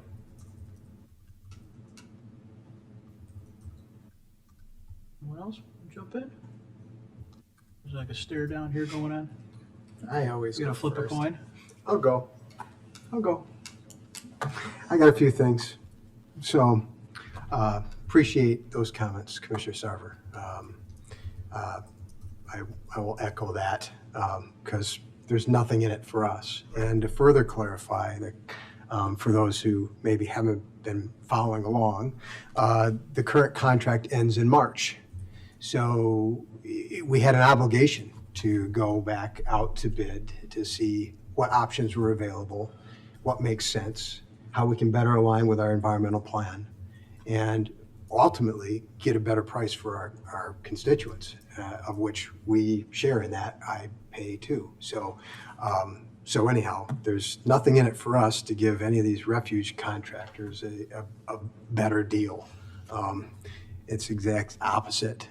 So I think we are heading in the right direction. However, I don't think we're quite there yet. I think I've made it clear in the past that moving away from stickers was something that worked for me so long as there were value-added things, which have already been explained. But also there needs to be a meaningful senior discount, right? And when I say meaningful, the 30% that LRS is offering is getting there, but it's not there yet for me. I need more than that for our seniors. I'm looking for something that if you are putting out a couple stickers a month, that's where we're at. And so something around the $10 range would work pretty well, I think. Because as much as we talk about the benefits of using stickers, most of what we're hearing from folks is economic. That's what it is for most people. So I want to make this thing work for our senior folks, and getting a definition of what that actually means is important. Commissioner Rowe, I agree. I'm willing also to give up the free extra bag of refuge and the 33-gallon personal container. I don't think that doesn't make much sense to me to begin with. So that was always something I was planning on saying we maybe move away from in this option 4. And maybe that's one of the ways that helps to drive down some of the senior discount pricing. The Snowbird stop and start, I mentioned that previous as well. That's a must for me. I think a lot of sticker users aren't aware that that's an option to them right now with Republic if they were renting. And so that's an absolute must, has to continue. People should not have to pay for several months of garbage disposal if they're not even in town. Need to confirm that that's something would be available from the other vendors as well. Some things that I really like about this option. The year-round yard waste and organics, I think, is terrific. However, definitely want there to be an opt-in for the household hazardous waste and the electronics. I don't want to obligate everybody to pay for that every month if they're not using it. The RFID conversation, it was interesting in LRS's summary.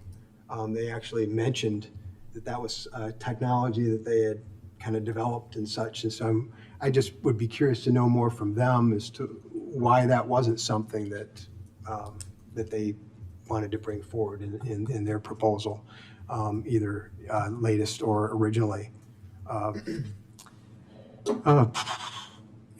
So I've made a lot of notes while people were talking. The thought that stickers help to encourage throwing less things in the garbage. I think that used to be true a lot. I don't know that that's so true anymore. Particularly when you look at the amount of recycling that goes on, that's gone up over the decades, but the sticker use has gone down over the years. And so I think we're getting to a point where it's not really doing what we originally had it do. And I think people generally have an interest in recycling, and I think it's important that we have these audits and that we know where these plastics are going, because that's something, I don't know if any of you listen to podcasts and such, but I sure do. And I mean, when I hear about all these plastics we're putting in our recycling and that they're ending up on some beach in Africa or something, it just makes me sick to my stomach. So, or floating in the middle of the Pacific. So having some accountability there is important. Important to note that this is just a first reading tonight, and that the next step will be a second reading, and then hopefully some direction to then enter into direct negotiations with company X, right? So I just kind of furthering the idea here that this is not a done deal yet. One thing to be said about Republic, and this does have value for me, is their community partnership. We heard about some of that tonight.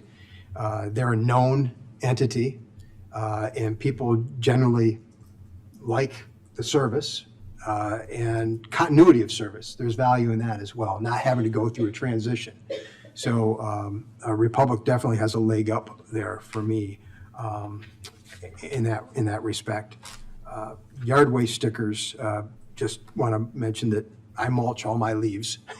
I don't, but I think it's pretty great that that this is going to be something that's provided every week, free of charge, and coupled with the composting. Absolutely necessary, though, that no matter what, there's a 35-gallon tote. I don't want to have a 65-gallon or 95-gallon tote for yard waste or what have you. So, good question about monthly versus quarterly payments. So I'd like to know what those kind of options are going to be to our residents. Another comment about stickers. Sorry, I'm all over the place here because I was just making notes as things were coming along. There is, I've mentioned this in a lot of emails to folks, and I've gotten into a little back and forth with some. But there is a cost to having a truck there and available to you every week, regardless of whether or not you use it. And recyclables, as we heard tonight from one of the companies, they don't generate money like they used to. So there's actually a cost to collecting those.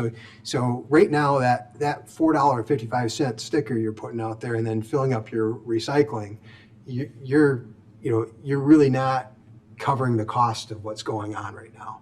And so I don't think that that's necessarily fair to everyone else. And just so a bit of a reminder here, we have the majority of our residents have 65, 95-gallon carts.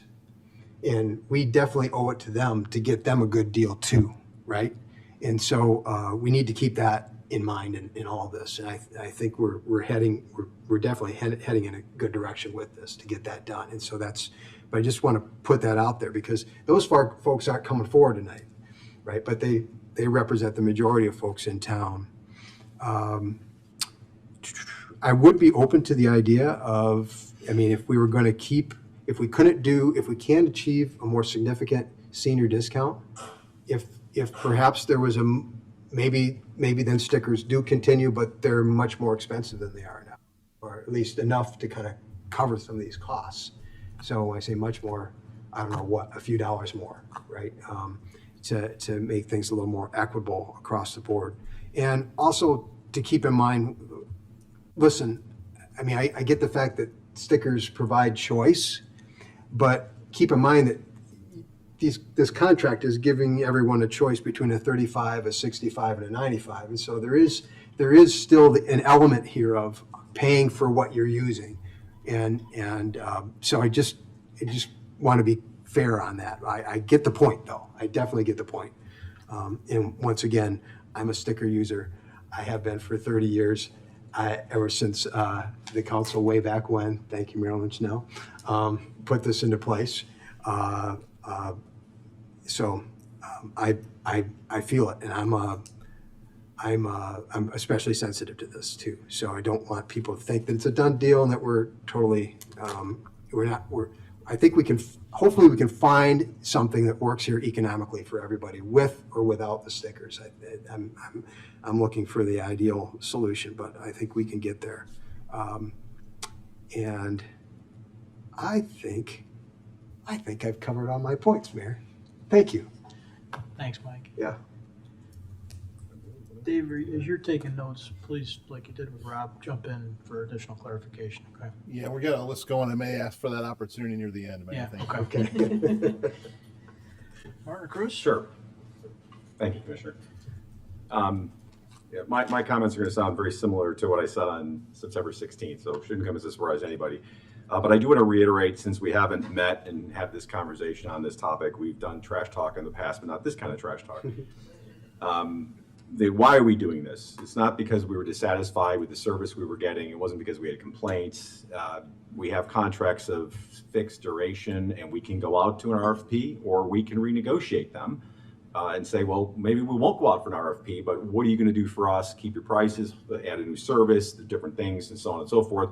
And there is a benefit to continuity and not having to switch over.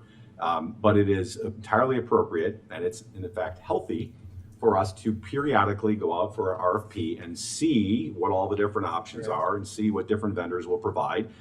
My goodness, look at the transparency we're providing to the community. I mean, you're learning things about garbage you never even thought you were out there. So this is good, but it doesn't mean that anybody was dissatisfied necessarily with the way things were. It's like, well, okay, is there a better, different way?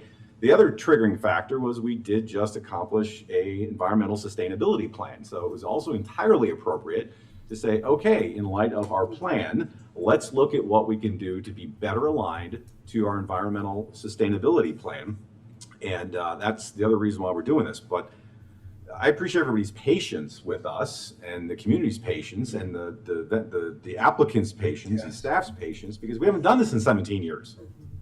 So there's a lot of new information for a lot of new people, and with the exception of maybe one person in the audience who remembers it 17 years ago, most people haven't had this conversation before because things have been good, they've worked well, reasonable value, so on and so, good service, so on and so forth. So we're having this conversation, and all of us are learning things together, so it's entirely appropriate. But what I said back on September 16th, I feel even more strongly about now, partly because of some of the reasons that my colleagues already shared. And the three things that I know some of us said, but I particularly said were important to me was, number one, service. Number two was that the program has to align with our environmental sustainability plan, because we just spent a lot of time, got an awards on this plan. We ought to not just talk the talk, but walk the walk. And then third, of course, price. The price is important, of course, but price is always negotiable. So my concerns with, and I'm going to speak broadly, not to any provider, but to options. My concerns have always been, I prefer option one. Option one sailed weeks ago. Sounds like there might be elements of option one that might still be lingering, but option one was the one that would have retained the use of stickers. We've been talking, and this latest presentation is focused on option 4. And again, appreciate the creativity. I get all the reasons for it. There's pros and cons. Downers Grove isn't every other community. Every other community isn't Downers Grove. That's why we're all a little bit different in our own way. But I favored option 1 that would retain the flexibility and the choice. I think that's super important. But also the flexibility to be able to, within a 6-year contract, change, and not just the size of your tote, but whether to have a tote, I think is important. That was important to me, which is why I did not support pursuing option 4, but would have preferred to pursue option 1, and I still continue to prefer option 1 for a number of reasons, some of which I've stated already, so I'll try to say these quickly. Number 1, I don't think that the current proposal or even option 4 in general is well aligned with the recommendations of our own Environmental Concerns Commission and the Environmental Sustainability Plan. In particular, it does not, in my opinion, and everybody can have a different opinion on this, in my opinion, does not align well with the pay-as-you-throw program. And I also find it somewhat interesting that later tonight we're going to be talking about a high priority action item that speaks to the need to enhance the engagement of our boards and commissions. And we have a board and commission that's made a recommendation that I don't think aligns with option 4. And I'll come back to that in a minute. So if we're going to be more embracive of what our boards and commissions say, and I know they're recommending boards, they're not decision-making boards, I think that would be wise to listen to. Number 2, I just don't see, and others have made this point already with specifics, so I won't go into them. I don't see this current option, at least as it's manifest itself to us tonight, as incentivizing the desired behavior. And that is super important because, again, it has to align with our environmental sustainability plan. And I don't see it doing that. I actually see it encouraging the behavior we don't want. I haven't heard a single sticker proponent get up here tonight and say, I want stickers because I want to be able to throw away more stuff. I haven't heard a single person say that. I've heard just the opposite, which then comes back to choice and comes back to giving the community what it wants. Over 1/3 of our community uses stickers. If stickers were going to go away, we wouldn't have over 1/3 of the community using them. And that number, with all due respect, is stabilized. It's not been going down. It has gone down over the last 10, 15 years, but in the last 3 years, it's pretty much stabilized. And we can see where that goes and what happens. But there's obviously a very large section of our community that likes to have that flexibility, likes to have that choice, and uses it to actually encourage the right kind of behavior. So that's important to me as well. Next, I'm not convinced that some of the assumptions that going to an all-cart system would actually be cheaper for low-volume users or seniors. I'm not convinced that's the case. And yes, I haven't gone out and done an analysis, but based on a substantial amount of anecdotal information it received, I think for a lot of people would actually be more expensive. Which is why I was very encouraged and appreciated an innovative suggestion that Mr. Ruffalo mentioned earlier, and he shared with us shortly after the September 16th meeting about, is there a way to do something that, I don't want to sound like Monty Python, but now for something completely different, which is to sort of have a base cost to pick up a lot of the concerns that people have about who's subsidizing who, but then maintain that flexibility and that choice of a hybrid system, which is you can have a cart, you can have different size carts, you can have a cart and stickers, you can have just stickers. Because sometimes, currently what I do as a cart user, because after being a sticker user, carts made more sense for my family, I still have stickers because there are times when I want to be able to do both. And sometimes, so I like having that flexibility and the sort of base conceptual framework that Mr. Ruffalo shared, I would have liked to have explored further. And still think that we should. And that hybrid program in option 1 can still have added to it an organics program and a yard waste program. That can all be added to it. It's not as though that's mutually exclusive. I'm pretty sure that we will get the program that we ask and pay for.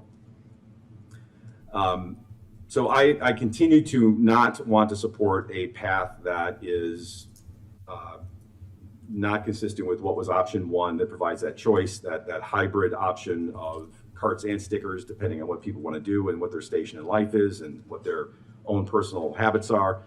Because I think that encourages more of the behavior that we want and ultimately is a more cost-effective solution. While I would like to pursue the base cost option and see what that looks like, I also appreciate that we don't have all the time in the world to do this. If we are going to make a switch, and that's a big if for all the reasons that have been stated, we have a contract that runs out, so we can't wait to the last minute and all of a sudden make a switch. There has to be a transition period to go to a new provider and things like that. So while I would like to take the time to do something a little bit different, or at least see how that panned out, given this very healthy conversation that we're having up here and in the community, I realize that the time may not be on our side, but we've accomplished harder things. So that's really all I wanted to reiterate. As mentioned, what I've just said isn't a whole lot different than what I said about 4 weeks ago. But again, we haven't talked about it in about 4 weeks. So thank you, Mayor. Thank you. Chris? Thank you, Mayor. I think first I would just start if there are questions that can be answered, and if you'd rather not, that's fine, but I just thought if you know off the top of your head or quickly, is there a limit to yard waste that can go out in any of these proposals? No. No. Can you give me any difference in the household hazard proposals that we saw? If you can't do it briefly, it's okay, we can follow up, but. Yeah, Okay, do it briefly, fair I'm enough. sorry. Is there a cost for cart delivery on the onset of this program? Like if we were to switch, there is no cost, correct? After a certain period of I think it's about 60 days, then the cart charge would kick in. So if I wanted a garbage but not recycling, and then 61 days later I said, wait, I want recycling, I would have to pay that for the cart delivery. But initially, everyone gets the cart delivered free of charge, or within the, okay, great. Do we know whether it's monthly or quarterly? These all seem to be monthly prices, so billing, I guess, is just That maybe could up to- vary based on the Okay. provider. We don't Okay. have that. Okay, great. Okay, thank you for that. If I could, Commissioner. Yeah, just please. what You were asking as an example of like this card and the Yeah, recycling sorry, card. That's something we'd also like to double check. That came up a couple times earlier. Yep. Under the proposals that we have been directed so far, yes, you would have to take the refuse cards. Yeah. But we want to double check amongst Sure. our team whether you also have to take the recycling card. So for Right. sure, the third card is optional, but we Yeah. just wanted to double check whether the recycling card was optional when they're walking Okay. around. Thank you. Sorry for the interruption. No, that's great. That's great. So speaking of thank you, I want to thank Republic and Groot and LRS for participating and coming back and going down this journey with us. What I think you've provided strong competitive proposals, and it's demonstrated your commitment to wanting to work with Downers Grove. I love the fact, I wasn't crazy about the fact that this process was going to be this transparent, but I'm super happy now that it has been, because I think it's gotten us to a spot where, let's just say, we're going to see what's best for Downers Grove come out of this. So I appreciate all of that. And I appreciate the three who are left for your professionalism and your effort. When I look at these proposals, I evaluated them on two fronts. First was the cost value analysis, and then the environmental sustainability. And from my perspective, when you look at it with the data and the long-term impact, there is a clear choice that I would go with, and that would be LRS. I think it delivers the best overall program for our residents for the long haul. From a cost and value standpoint, this is not just about stickers versus carts. It's about what program provides the most benefit and the most value to all of our residents. Under LRS, the average household will see about $1 increase per month. A roughly 5% change village-wide when we factor in all users and all discounts.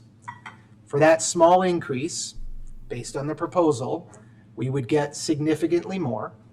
We would get bulk item pickup included, additional items picked up, no extra stickers, which has been talked about, year-round organics and yard waste, and then obviously the food scrapping, which was something that was new to me in this process that I'm very interested in.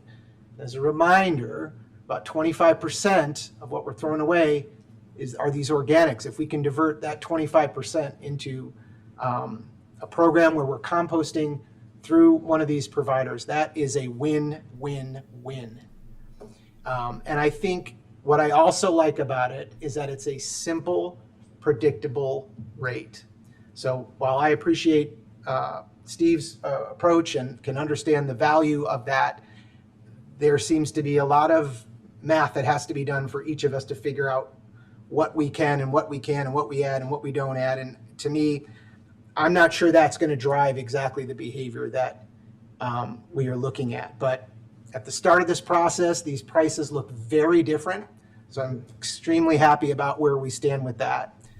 And I think the result, and I'll talk specifically about the LRS proposal, 75% of all households will pay the same or less than they do today. And if anyone wants to challenge me in that math, please reach out. I've done the work to look at that. There is a portion of households that I don't want to ignore who will see an increase. These are the light sticker users. They put 1 or 2 bags out a month. And I absolutely recognize that this increase matters, especially for seniors or folks on fixed incomes. That's why I was impressed with the 30% discount that was offered. It's the most generous of all the bidders. It brings the 35-gallon senior rate down to about $15 a month, nearly identical to what many seniors may pay today. If you're putting out 1 sticker a month, that's what you're paying. And as a senior, again, LRS is the cheapest. And let's remember that while 35% of sticker users, or 35% may be sticker users, that does not mean that they are all light sticker users. So if you're using more than 3 stickers a month, the LRS plan as a senior saves you money. And the nice lady in the white sweater and the red hair said she had 30 bags of leaves and puts out a bag a month in garbage. No. Oh, that's what you said. 1 bag in 3 months. Oh, I thought you said 1 month, so I stand corrected. $5 Yeah, in 3 months. right, and it would be about $140 in stickers for your leaves, where with the new program, you would not pay that. So just to be clear, well, you would add them up, but we can talk about that offline. And I am certainly aware that it's not going to work for everyone, but I think as Rob maybe said, doesn't want to let perfect get in the way of good, and I agree with that. From the environmental sustainability side, I just don't think there is a competition here. Under Republic's current system, only about 25 to 30% of the materials are going to be diverted from landfills. Under LRS, it's almost double that. Advanced recycling recovery from LRS approaches 90% reclamation.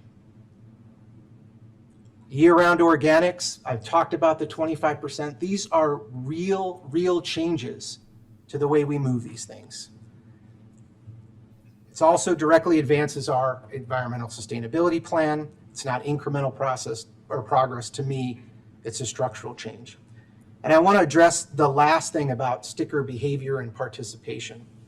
And something that Mike said, certainly I agree with the fact that the sticker use at a time was an indication of less garbage, but I'm just not convinced that stickers are the reason people throw away less.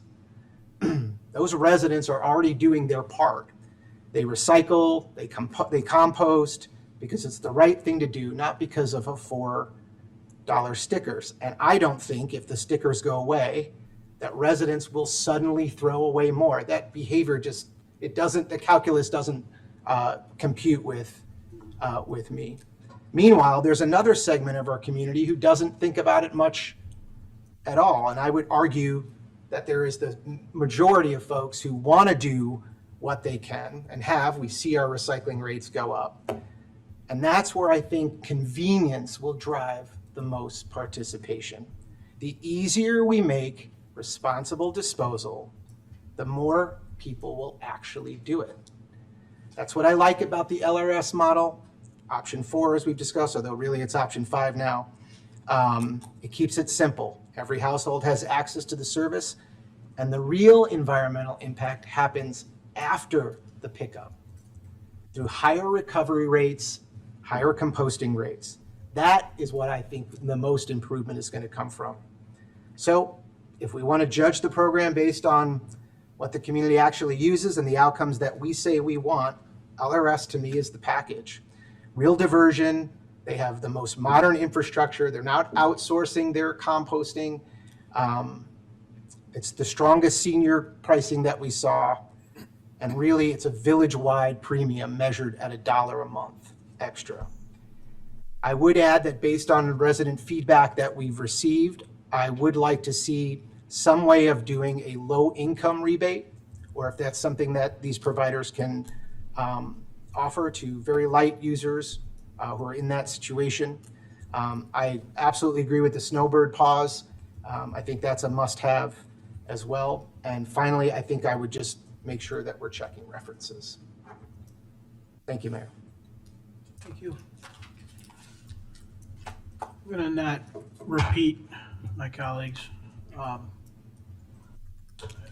but I find myself feeling a more agreement with Rob and with Martin. Steve's email was moving to me. I think I circulated that to everybody, so it shouldn't come as a surprise to my colleagues.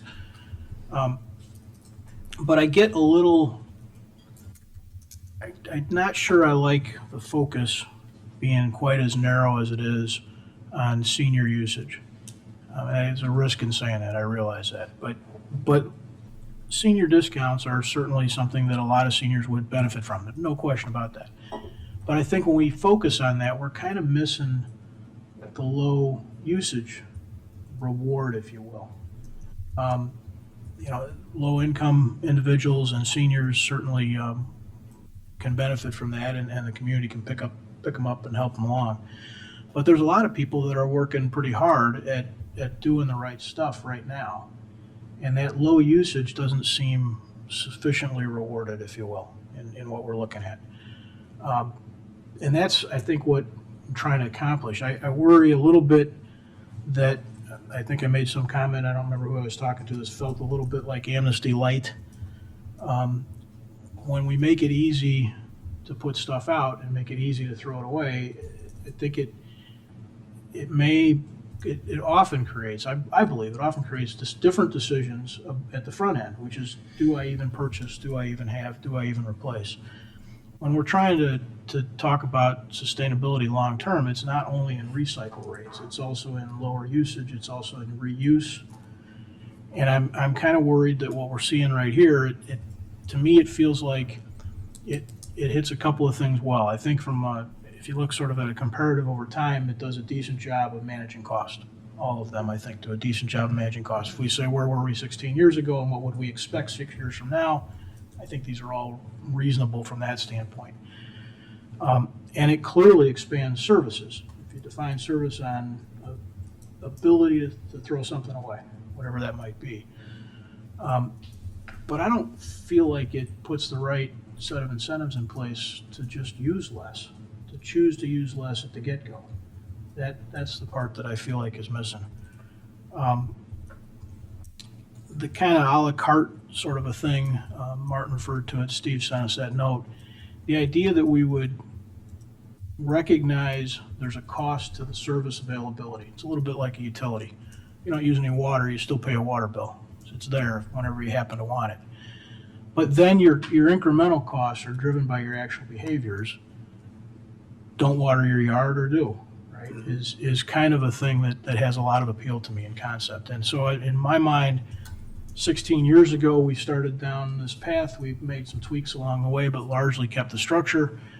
As Martin indicated, it's totally reasonable to be getting into these details. And I feel like I've learned a lot by the process of our initial RFP and the subsequent information we got from 4.5 or 5 people, depending on how you add it up. And the option 4 was something that got everybody up here and everybody out there talking in ways we hadn't for 16 years. There's a really good value in that. But I don't feel like I've got a plan, whether it's 1 or 4, that works the way I might hope it would. I think 1 is probably closer. But even at that, you sort of, if you only have stickers, if people's own choice is only stickers, then you're ignoring this part that there's a value to being able to access the system. And so I'm saying a lot of not having an answer is what I'm doing. So it's done deal, because I can't tell which ends up. But really, those are the things, there's a lot in here that we've talked about. I mean, I think everybody agrees if we could figure out a way to get the organics on a regular basis, that would be a real value. It's at least an opportunity for people to reduce volume. And the costs, whether they were the original round of costs or the costs now, are in the neighborhood of what I think all of us probably would expect. But I'm not satisfied with what's here, either 1 or 4, enough to go forward, because I think 1 misses the mark of people not paying for the fact they have the service available, and I think 4 makes it way too easy to throw away stuff that I wish we'd make different choices as a community when we go to the store to start with. So it probably doesn't help, Dave, you and your team a whole lot. Not a lot, no. But we have some thoughts that may help us. Go ahead. One more thing. Yeah. So, like I said, I'm fine with getting rid of the additional bag of refuse and 33-gallon thing. And one question I've kind of had through the process that I'm not sure of is with some of those either bulk items or white goods, if there are materials that could potentially be recyclable, is that potentially going to happen now that it could be more spread out? Because that's another piece of including those that would help make a decision as well. It'd be good to have a comment, and that's a good point. Another, before you go too far, just this is a pure technical question that I'd like a little more understanding of before we talk again, and that's the organics process. And we have the table that describes it. But what does that look like in the wintertime? Is that you're using your 33-gallon yard waste bin and just filling it up with 2 weeks worth of organics and putting that on the side of your garage with a bungee cord against the raccoons, or what? I'd like to hear what the providers think that looks like. Chris, go ahead. Yeah, I guess I would just want to understand this idea of removing the additional bag of refuse and the 33-gallon container. Then what? What do you do when someone needs to throw out extra trash? What's the option? I would assume it's pay as you throw if you need more. So than we're what going to you keep got. keep a sticker program is what you're suggesting. Well, that's what I was just going to throw in is, I went around in probably 3 circles, so let me clarify what I was trying to get at here. Sorry, Dave. I don't feel like this is incentivizing just what we've said. Either I want to see, it's an either, so I think that's the clarification you're looking for. I either want to see us have a larger span and give a greater discount to our 35-gallon garbage cans to bring that, low usage into a more reasonable range, or if that's difficult to do because we're talking about a delta with bringing the trucks down with the driver, leave it the same and just give us a price to add a sticker to this and make it a hybrid if that's easier, and just tell us what that cost would be, and maybe that gets us a heck of a lot closer than going around in circles. Yeah, I guess it's just the difference, I think, of opinion around whether making it easier creates more trash. I do not subscribe to that at all. So I think what we need to do is be focused more on the And I would cost. we could ask the providers to say, with those that have switched from stickers to cans or have, whichever way it goes, tell us what the tonnage has been. When you've given these additional bags, has that increased any tonnage? And I don't know. I'm a little confused because we were sort of down the path of 4, and now it feels like we're starting back, and we've got a few months to figure this out. So little disappointed that we're getting this far backwards on it, candidly. That's part of what happens when you learn and you start to try and understand. 16 years ago is the last time we got into this in depth. So I don't think I know it's not efficient, and I'm usually pushing for efficient processes, but I don't think it should be surprising that there would be a process of starting where we started, then getting some feedback based on the documents we create, which is our sustainability stuff, and bidders trying to respond to that's all good stuff, and then we get a lot of input from residents along the way. I'm certainly not knocking the process, except that we had this opportunity last time And when we got these, we're not talking about negotiating on what we've received now. We're talking about seemingly blowing up the options and starting over. Yeah, I don't want to start over. It was just when we were originally discussing this, we talked about potentially 2 bulk items, and that could include a white item. And so to me, I wasn't actually expecting an additional bag of refuse or 33 gallons to be included in it. I thought we were just talking, you would be able to have 2 of those items, and then I, was hoping to see if we'd be able to recycle now that it's more spread out and not like an amnesty day. Is that something that we could do? So that was just kind of where my head was. But I Thank you for still that would like to stick with clarification. this option. Mike? Yeah, so question then, because, everybody has a party every now and then, a graduation, something. You're gonna have occasion where you're gonna put out more garbage than what you would normally do. And the way it works right now is you call and say, hey, I'm putting out more, and there's a fee for that. So it might be good to know What that looks like. what the special pickup costs would be with what we're looking at. What's the white good? Appliances. Oh, you put your stuff out at night, when the scalpers come and take it, you don't have to do anything. It's true. I'll make recycle. Not always. Dave, where is your notepad look right now? So thank you. I joked earlier, has this been helpful? It has. And this is exactly the kind of policy debate that Downers Grove is just in our DNA. So the first comment is, Steph really does appreciate the comments and feedback that we got from council tonight. That's how we roll.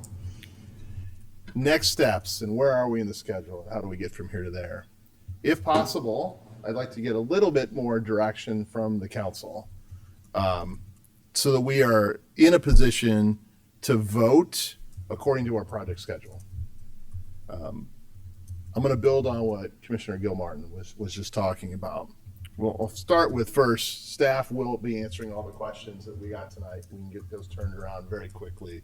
Everything from temporary discontinuation of service to the details of senior discount, the age and the process, to the billing. Do you have to take the recycling cart with your refuse cart, and many other questions. So we'll get that going. But where we might benefit from some more clarity is questions like, are we looking to redefine the program for which we would like pricing? Yes or no? We've heard a couple of council members say perhaps they would like to explore that, some widely and some maybe more narrowly. But that would be helpful to understand next steps. Also, this what to do about extra materials, I think, is part and parcel to that program scope discussion. So any further feedback on that would be great. And then finally, who should we be conversing with as we move forward is also related to that. So if we can get any more clarity on that tonight, it may be more helpful to keep us on schedule, which is an important factor on this. Yeah. I'll give you a Thanks for direct framing one. that, Dave. Oh, sorry. I'll give you a very direct one with what I like. I like the majority of this. I think the way I look at this is just a little bit different than Chris. I don't think making it easier is going to equal. I think we need to make it easier and we need to make it rewarding. So I think my issue was when we got the numbers, I was expecting to see the 35 gallon to be cheaper and the 20 or the 95s be more expensive and to see a larger span. And we just didn't see that. And that's, I think, just the nature of these types of contracts. And if we can't get that with this model, that would get me home. If I can see a bigger span that makes more sense, that rewards better garbage usage, that would make me happy. If that's too difficult, leave this the way it is and give me a cost for a sticker. Just whatever it is to leave this the way it is. Maybe that gets us home. Sequentially, first go back under the same program. Same program. And ask all providers to I would give ask us, what all does it three. look like with the exact same program? Yep. With revised spread in Yep. pricing. Yep, and if they can't do that, give me a price for a sticker and then go from there. I mean, so give me a price for a sticker, that means more like option one. The same thing, just add on a sticker option to this one. Almost do it a hybrid, like what Martin was just saying. Instead of the 2 free bags. Similar to our current program. So is it similar? Yeah, I guess it would be, yeah. You're going back to option one. Yeah, Yeah. so it is. Okay, that's what, okay. I have a question. Hang on one second. Okay. Dave, you want to try and facilitate some progress tonight. Yes. You want, you want to kind of make some tally marks yourself on where we're going. So a reaction, kind of like what we just went through, would be good from everybody. Yeah. Okay. That'd be great. For the reasons that Commissioner Gilmartin stated, I'm interested in negotiating with LRS just because of their superior service of reclaiming some of those recycled materials. I think that is much more in line with our environmental sustainability plan, and kind of given the numbers that we've seen, I think that makes the most sense for us. And then I'm not really interested in going back to option one. We're kind of already past that point. But I do agree with Commissioner Rowe that I would like to see a greater spread, especially between the 35 and the 95. Again, I think that helps us get to where we want to be with encouraging lower, waste usage.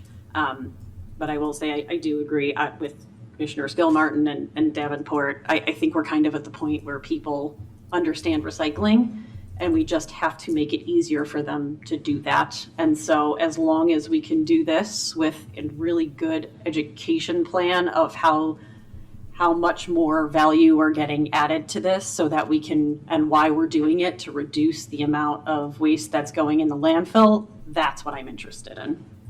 Was there anything else I missed? That's very clear. Thank you, Commissioner. Mike, did you want to? Yeah, my question was regarding schedule. So, because it was suggested that we go back and look at option one, or do a whole recast and look, option 65, I don't know. Looking at the sort of base cost and then a la carte. I mean, realistic, from a schedule standpoint, I mean, I feel like we're probably running up against it here. I mean, the goal was to be done and have a contract in place, I thought, by December 1st. Yeah, that's our goal, which if possible, we'd like to have all the voting done and contract approved by the last council meeting in November, which allows us to start the transition, if there is one, on December 1st. Yeah, so I'm sitting here thinking, I mean, I've only been at this for a couple of years, but I mean, government does not move fast. And, we're sitting here at a month and a half to get to that point. So I think we need to continue where we're at and try to get the best deal out of what's in front of us, as opposed to trying to recast right now. Otherwise, I'd be, so I wish way back at the start of the process that this had been something that we might have thought about. But it's certainly something that we've learned. And when we go to do a new contract, right, it's something that'll be in our back pocket to look at. Can I be so bold as to put you a little more on the spot? Yeah, so for me, I'm tending towards Republic because of the value of continuity service and kind of the transition issues not being as big of a deal. However, where we sit right now with what it's going to cost for seniors, and it doesn't work for me with Republic. So I like, perhaps when we look at the greater spread sort of idea, maybe that helps to work that out. But my inclination would be to see what we could get done with Republic, and if we can't, then LRS. Is that? Can I just a little? Yep. Understand Mike's spot? I understand it, yes. Okay, all right. That's all we're shooting for tonight. Yep, exactly.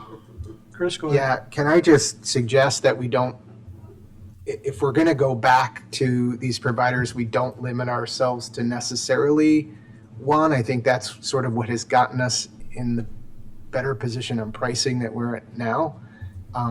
I obviously am a supporter of LRS, but I think it's Republic. I guess if we're going to go back again, Republic could surprise me and may have, so if it's me, I'm saying I would prefer to have LRS and Republic involved. I would even say Groot. I'm going to say all three. I don't think it's a good use of our time to just go back to one.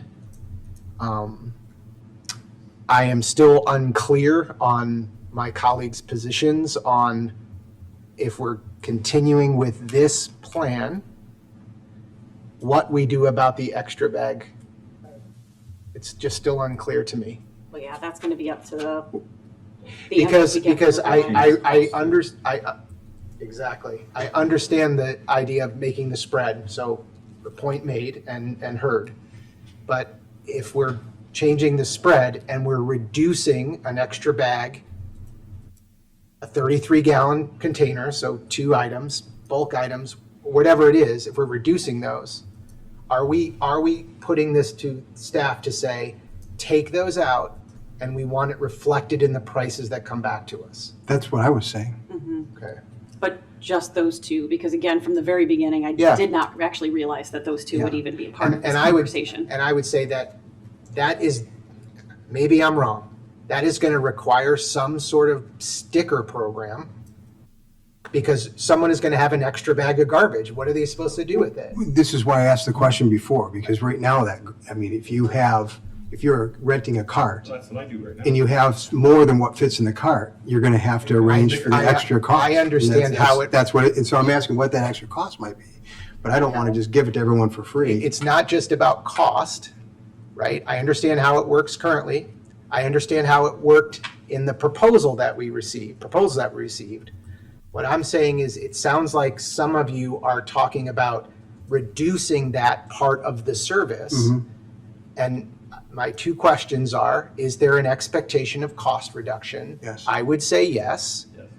The second question is, what do you do with the second bag of garbage? And I think the options would be either a sticker or a special call, like you call in and say, I'm going to need a pickup. So we are going to ask our residents to call in to pick up an extra bag of garbage. That's what they do right now. No. No. No? They don't. What do they do? They put a sticker on You it. can get a sticker. Yes. Yeah. You only call for a really big. For the bulk items, yeah. So the question still remains, though, what would that extra cost be? Right? I asked that before. Yes, I just think we've gotten a little circular. Well, Now, if we're got it. introducing stickers back into the program, then meet the sticker needs of the folks who are only using 2. Like, I don't think that's the way to go. I'm just saying this is sort of how we've turned ourselves around a little bit here. Let me clarify. I think you're right, Chris. That's exactly what I've done, is turn myself around. I think what I said earlier was that,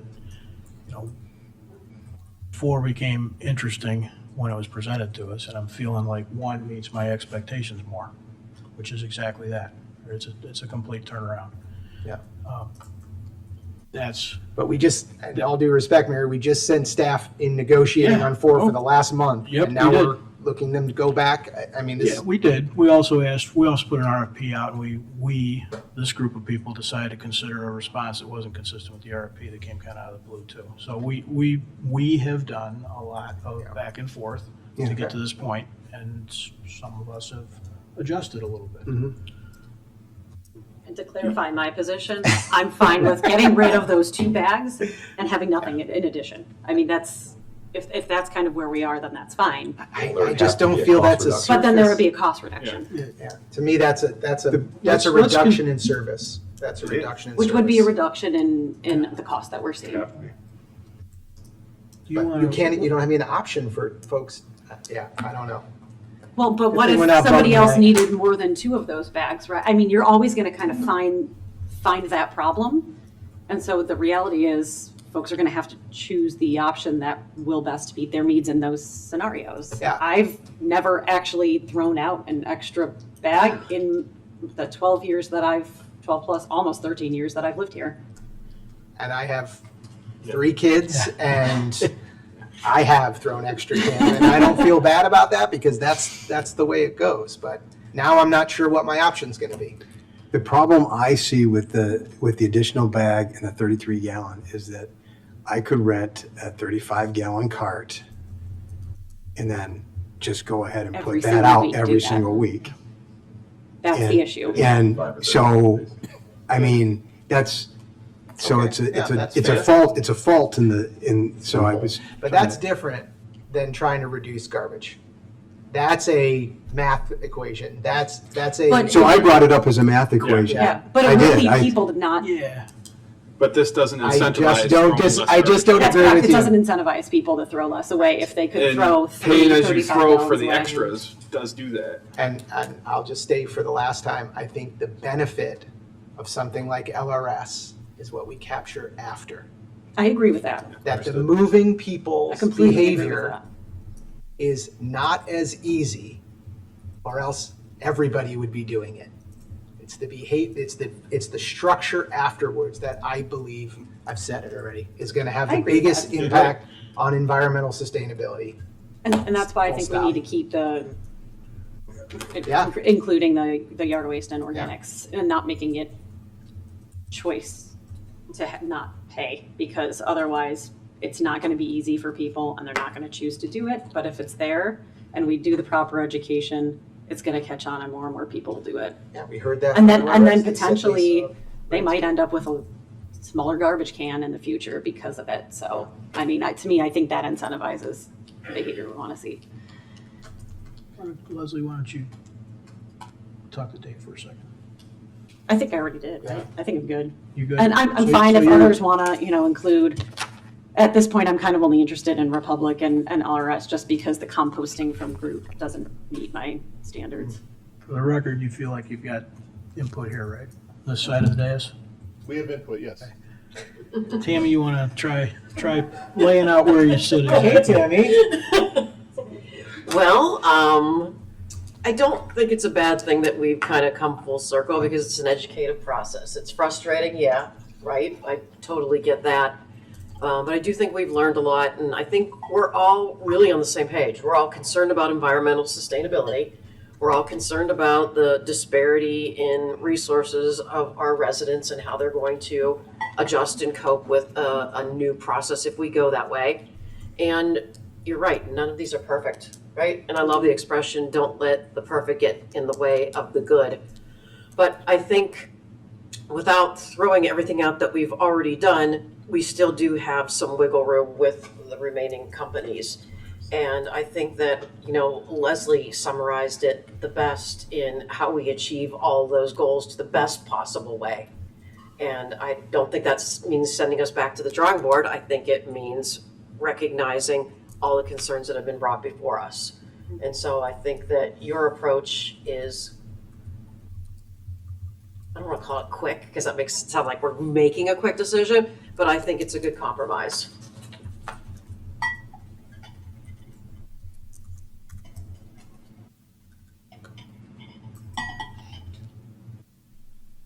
Any questions?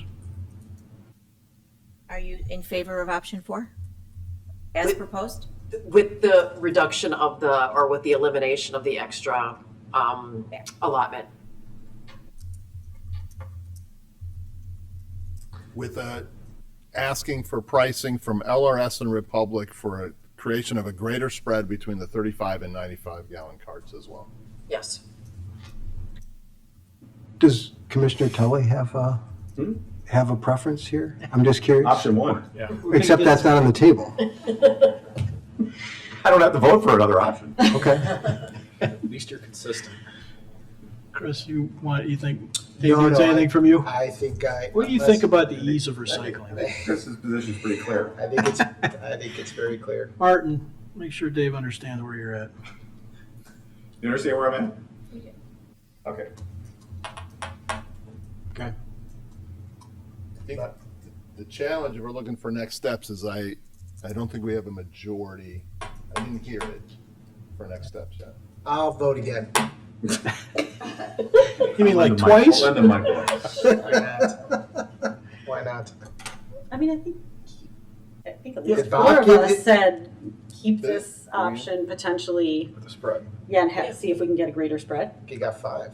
Yeah, That's That's what I think said. that's, yeah, am in, I think, a minority here. I think there's some kind of plurality. But I think there's a majority up here. What I that's gave was an interested in either five. or, it wasn't a, I want both. So I think we're good, right? Yeah. I think we're good then.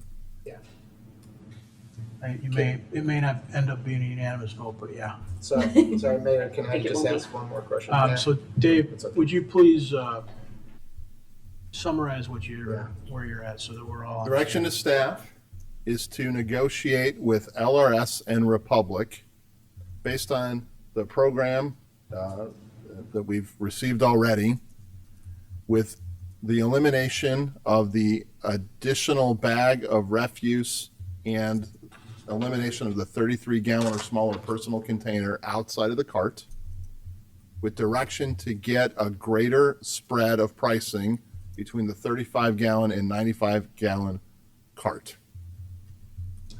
Mayor. Which has also got, hang on one second, which Yep. also has no sticker involvement in that equation. One of the things we heard from That is a couple of people that I think are supportive of that was that stickers might fix things for them. be helpful to see head nods and make sure we have that. No access to stickers in that equation, right? Mayor, can I, I'm sorry, can we ask the providers to come up with what they would recommend as a solution rather Yeah, than us I'm- trying to figure out That's what I agree. how Not a good idea at all. to do that? I'm sure it happens in other municipalities, and so I'm sure they're, Uh-oh. We have that. Not this second. Oh, we have that information? okay, Great. thank you. Has anybody, All right. anybody thrown out the possibility of, instead of going with the monthly cart rental, everybody has carts, but you put stickers on the carts? So you put the cart out on the street when it's full, and you pay for it? So that was the idea. So when I mentioned RFID, that's basically what that is. And so, yeah, we had a lot of interest in that, but unfortunately did not get any response from any of the 5 vendors that we, Solve everybody's problem. that's correct. Yeah, that's why we were really interested in it from the very beginning. Be a silver bullet. Yeah, That's the, that would be the ideal. Yep. okay. Clear as mud. Anyone else want to add to this? All right, Dave, you got what you We're need? gonna get dirty. With Mike Canenzo, which is always a good thing to do, and So- we have direction. So just as a little bit of a recap for anybody that's watching, I'm going to try and avoid throwing my opinion into this because I want to just recast a little bit of what's going on here, guys. We want, everybody needs to understand back in May, was it we started? In May, we put out an RFP in advance of next March's contract expiration for refuse. And we added to that a bunch of things we thought were important to our community based on input we got from residents, based on the work we did through Guiding DG, based on our environmental sustainability plan. Those RFPs, we got proposals back, and some people, some of the folks that bid or gave us a proposal, added other additional ideas on how to go at some of this. They listened to us, they read our documents, and they said, hey, here's another way of going at this. That got this group's attention enough to say that we wanted more information on some of those sort of additive things, those additional ideas beyond what just came from us. Fast forward to now, we went back to several of those bidders and asked them to prepare new proposals that were a little more dialed in, that were a mix of the stuff in the original RFP and the services we have today, the stuff that our environmental sustainability plan and our ECC suggested were important things, the feedback we got from residents. Those came back, and now we're trying to decide what next steps should we take. And what you heard up here was, again, 7 or 14 maybe versions of exactly what the next step ought to be. But it's a really honest, legit conversation that has nothing to do with anything other than trying to hit those value targets, those price sensitivities, and those environmental sensitivities that serve the community best. And there is not unanimity up here. There probably won't be. But we're going to end up, I don't know which one of my colleagues said it, one of them said it an hour and a half ago, but we're going to end up with something that takes us a long way down the road to provide good service for our community. And it will probably result in some changes for some people. that is almost always true, but that's true if you just renew the contract you got, because it's going to at the very least have price increases in it. So I appreciate everybody's patience and everybody's willingness to participate and be part of this process, and I hope that people take away from this an understanding that you've got a sincere group of people up here who are taking a lot of input, trying to do the right thing. So, thanks, Dave. Thank you. The next item on tonight's first reading agenda is an ordinance approving an execution of a First Amendment to a redevelopment agreement. This amendment establishes a new completion date for the redevelopment project at the Perillo car dealership on Ogden Avenue. The project consists of two phases. In phase one, it's the construction of a new parking lot east of Florence Avenue. That parking lot has been constructed already.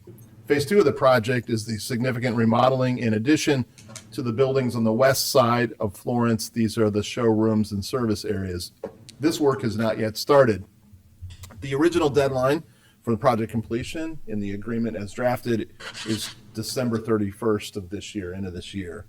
The proposed date reflected in the amendment is April 30th of 2027. Perillo is actively pursuing the completion of the project. They're working through some design issues to make sure it meets the needs of their tenant as well as all the building codes. We look forward to welcoming Rolls-Royce alongside Bentley and Lamborghini brands here at the Perillo dealership in Downers Grove, while preserving this redevelopment agreement as part of our Ogden Avenue redevelopment strategy. Be happy to answer any questions, man. Thanks, Dave. Anybody from the audience have any comments on this item? Council comments, questions? I have no problem with the extension. What if any financial impact is there? We are proposing no changes to the financial terms. Thank you. Anyone else? Thank you, Dave. That ends our first reading tonight, Mayor. Thank you. Enzo, you have an attorney's report? Yep, just one item here, that's the ordinance approving the redevelopment agreement just described by Dave. That will be on next week's active agenda. Thank you. Thank you. Back to you, Dave, manager's report. Thank you. It's the, what's on the posted agenda here is a motion to accept or accept the 2025 to 2027 long-range plan. As you know, the long-range plan is a unique combination of strategic planning and financial planning that allows us to make our strategic decisions with the realities of our financial position and the ability to adjust both of those in concert. Our long-range plan, when combining those things, results in our strategic goals, the identification of key trends and issues that affect our future, and the development of strategies and solutions to address those key issues. It also includes an important component, which is our 2-year or 18-month work plan as determined by our village council, also known as the priority action items. We have been working as a team on this long-range plan since early summer. There's a series of meetings that have taken place. I think I described to some of you, this has really been a great deep dive. We did a lot of great work over the last several months and into the early fall. Very hands-on participative process. And as you know, the long-range planning efforts take place at about the 30 to 40,000 foot level in our flight analogy, because it puts us in great position to use the document to guide day-to-day operations and, most importantly, the preparation of annual budgets, which is coming up very soon. The strategic goals, a quick recap. These are the same strategic goals that we've had since the last round, but importantly, they've been updated in their descriptions to reflect the guidance of the guiding DG plans that were approved earlier this summer. There are several key trends and issues in supporting strategies and solutions that the council dealt with over the last few months. I won't read them. They are here on the screen. I think we're all very familiar with those discussions. There were a couple of key strategies and recommendations that address multiple items that the council spent a great deal of time coming up with. That is summarized here on this slide. These solutions would generate up to $4.6 million in enhanced revenue and allow for future additional revenue generation should the council deem it appropriate. And most importantly, the plan that's here in front of us provides all sorts of annual budgeting flexibility and allows the council to make implementation decisions each year. Another key component that was important to the council and reflected in this plan is there are no new planned debt issuances. That was originally considered in the early portions of the plan. I do want to remind everybody, though, that there is a planned water bond issue for improvements to our water system that's been on the books in the planning stages for a couple years now. That does remain. The key components of the recommendations include increasing the home rule sales tax from 1% to 1.5% to generate $4.4 million, and increasing the hotel tax from 4.5% to 5.5% to generate $200,000, and then future consideration of other revenue adjustments should they become necessary. I'm happy to note that the council recently approved both of those revenue enhancements, and you'll see them reflected in the proposed budget. Also reflected in the proposed budget that you'll see shortly is the last bullet point here, how the council directed through this plan how those revenue enhancements should be used to improve and account for operating expenses in the general fund, to be contributed to the public safety, the required contributions to the public safety pensions. Most importantly, to provide a funding source for the guiding DG projects that are recommended and for ongoing facility maintenance projects. Just a couple of weeks ago, the council identified the priority action items, and they are included in this long-range plan. Staff was asked at that point to make a comment, an assessment of, can we get this done? We think yes. We think this is an appropriately aggressive list in continuation of what we built on in the last round. We did have some clarification of 3 of the projects in their descriptions. The closer they stay to that description, the more likely it is we can complete all of these on schedule. If those deviate in scope to be a little bit wider, we will still take them on. We'll still report out on them. They just may affect the schedule a little bit. As far as next steps, we're asking the council to consider a motion accepting the long-range plan here tonight. If that happens, then we will go on to actually continuing to work and undertake those priority action items. And then continuing with the process that we initiated in the last round, we will go back to our monthly reports starting just next month, so the council and the community understand where we are in each of these priority action items, with the opportunity to make any adjustments by the council along the way.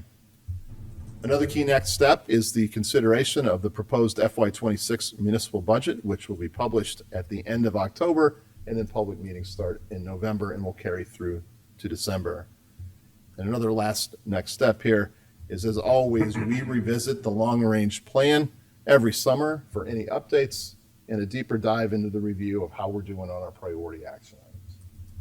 Happy to answer any questions the council may have. Thank you, Dave. We get a motion to accept the 25 through 27 long-range plan. I move to accept the 2025 to 2027 long-range plan. Second. Any comments, questions? Yes. Chris, go ahead. Thank you. I thought we would be out of here sooner, so this first comment about given the duration of the last meeting may not land as well. But given the duration of the last meeting we had and the relatively good alignment we had on these priority action items, I did not push back on any items that I thought were worthy of pushing back on that didn't quite have the votes from last time. However, since then, and I've shared this with all of you since then, I've taken a more closer look at the data coming from our social worker being reported out through the Human Services Committee. And I would just be remiss if I didn't take one more shot to make an effort about adding more social service support as an item for priority action item, and why I think it's important to reconsider. Downers Grove Social Services are essentially senior services, and I was so pleased to hear the robust discussion today about how important it is that we take care of our seniors when it comes to their garbage. I think we should look beyond that. We've had senior discussions around e-bikes on sidewalks, and they're always part of our conversation. And the data just simply underscores this reality. Seniors account for most of our social service referrals, and the senior service referrals are the largest single category that our social worker helps to fulfill. And I think enhancing our work here is not just sort of this abstract policy, but it's been a real tangible way we've had an impact on a number of people's lives here in town.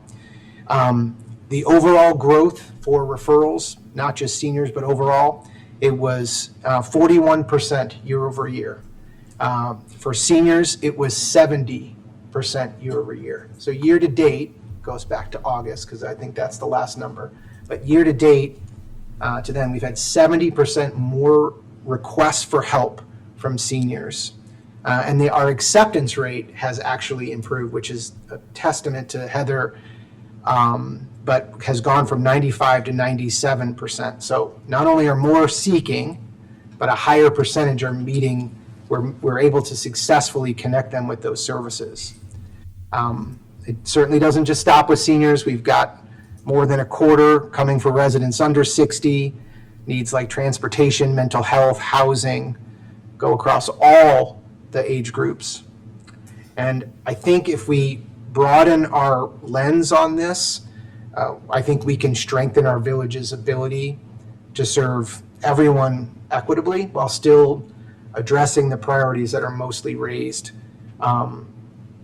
I have raised this with staff. I know staff has talked to each of you about the capacity of Heather, but I still have a concern. It's not any comment on her. She is knocking it out of the park. But she's handled 95% of those referrals herself. And the program is essentially being carried by a single individual. And I run a service business. Departments of one are difficult to maintain. They're difficult to enhance and grow. And I think rarely a good idea for sustaining something. So to me, I think it is also a statement on our commitment to this. And I would rather look at this as like what more we can do rather than what can we handle with what we have. Again, not to diminish any of Heather's work. I'm more interested in amplifying that work. I'm a little concerned that we've sort of checked the social box or the social worker box. And I just want to make sure that that still stays front of mind for us. I view this as a priority action item to perhaps work with Heather and staff and maybe even the Human Services Committee to get a full understanding of the current state, what the opportunities are, what some of the threats are, to come up with some ways that we can help the community in more ways. Since we didn't really have a discussion about this, and candidly, none of you replied to my email, I'm going to put you on the spot, because I just think I'd like to get your feedback and your thoughts on that after hearing that and see if it's possible that we could add something. One other thing I would add is a couple of the items on this list that we have already. Well, the solid waste contract I thought was going to be much further along. I was going to say that one's almost done, not so much, but the micromobility one is basically done as of tonight. So it sort of adds to our, I would say, maybe an open slot. So anyhow, I just thought I wanted to throw that out there based on your responses. I'm not sure I've got a whole lot of traction behind it, but I would be absolutely remiss if I did not raise that tonight. Leslie, go ahead. I do want to point out that we haven't even begun our education campaign for the micro mobility devices, so there's still a lot of work to be done there, I think. Yeah. So I do want to point that out. I do not disagree that we probably need to take a look at a department of one. But I do know that the township is heavily focused on senior services, and I do wonder if perhaps we look at how we can coordinate better with them so that we're not duplicating efforts. And I do also want to point out that the new DuPage County Community Resource Center just opened, which will help with a lot of some of the mental health concerns. And then, of course, we also have the attainable housing study that will be on here that hopefully will get us started of what we're looking for in terms of difficulties with housing. So where I'm at is I wonder if this is actually maybe something that is better taken up with the Human Services Commission to again see where there are gaps or ways in which maybe we could work better with some of those groups to make it more efficient. And I think that honestly would be a part of the engaging enhance the engagement of boards and commissions, to help us kind of get a lay of the land to see exactly where we might want to put those efforts. I think I'm interested in kind of hearing from them and hearing more from the new CRC and the township to see what those efforts might look like, but I don't necessarily know that that's going to be an action item for us. I would just like to perhaps engage the Human Services Commission more on some of these topics. Anyone else? Mike? I would just say that Leslie just said everything I was going to say and more.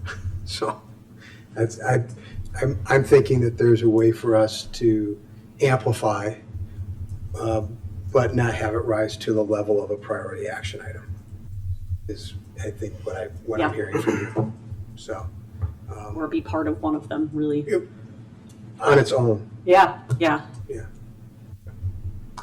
Anyone else want to jump in? No, I think it's a perfect opportunity to use our commissions and boards to get it started, but yes, it is important. Absolutely agree. Super important. Really appreciate your passion. Thank you for advocating for it. We all had our things that we left, but appreciate you bringing it forward. Anyway, I did have the same question about coordination with other resources, in fact, new resources, but it is probably something that would be appropriate for the Human Services Commission to take up as part of our high priority action item engagement, and maybe see what they come back and say to us down the road in light of some of the new resources that are available, because I don't want to go back in time again, but we had a conversation like this a long time ago, and part of it was better coordination of existing resources rather than creating new resources that can sometimes have the unintended consequences of diluting things because you're pulling from other places. I don't know that that's the case, but I think having the Human Services Commission look at it as was suggested would be entirely appropriate. Yeah. Giving that to the Human Services Commission as their first charge might be a good way to kickstart that priority action of giving them more agency and more control over what happens. So it's definitely a top priority. And like you said, not only for seniors, but everybody. I mean, we're living in a time of mental health crisis affecting every demographic. And it's certainly important. Absolutely. So I'm going to suggest that it be added to the list because it sounds like it is a council priority and you want it to go to the Human Service Commission, and staff will play a role in that. So that's what I'm hearing from the group, right? If it rises to that Can level. I ask what that is? What are we adding? Yeah, I do. What I'm not trying to be a stick in the mud here, but we heard some statistics that there's a lot of work being done. We heard from staff that there was not a current concern about capacity. We know that the township's primary focus from a human services standpoint is, in fact, senior services. I suspect they end up being probably the most often referred asset or resource.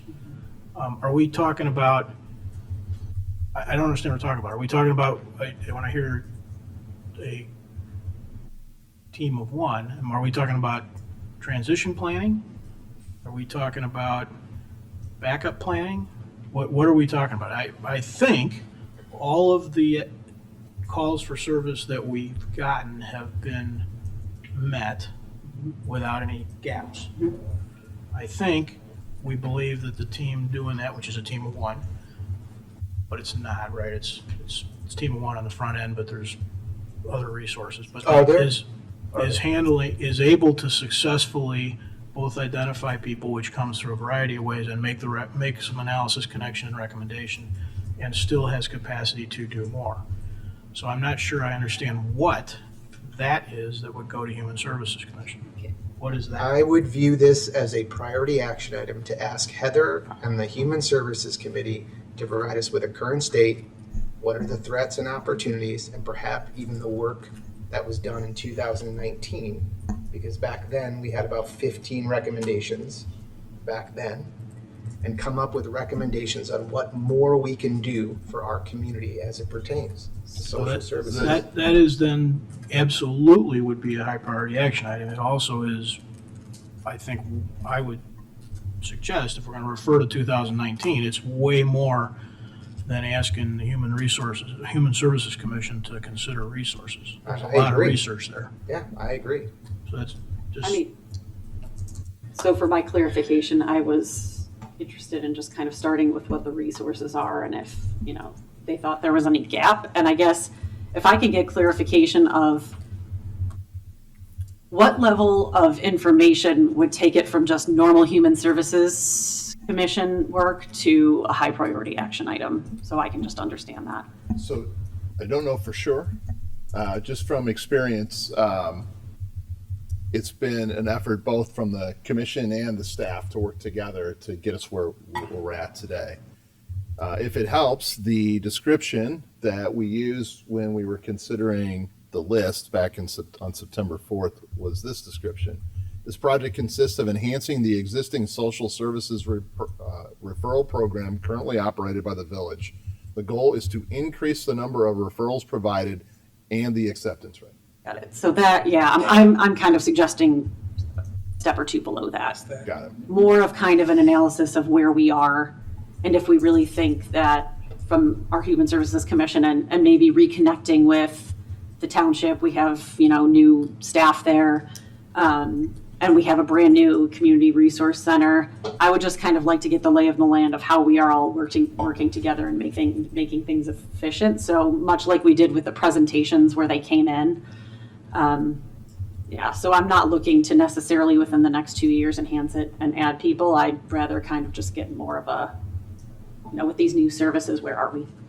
If we were looking for improved sort of visibility to the council, that to me seems like a pretty straightforward thing. It seems like reporting, if you will, right? That's kind of I'm pretty skeptical that we have, that there's not, so if we had a gap, or we had a problem getting work done, or we had a problem with, there was a void somewhere in the system, I'm just sitting here thinking we'd be hearing about it.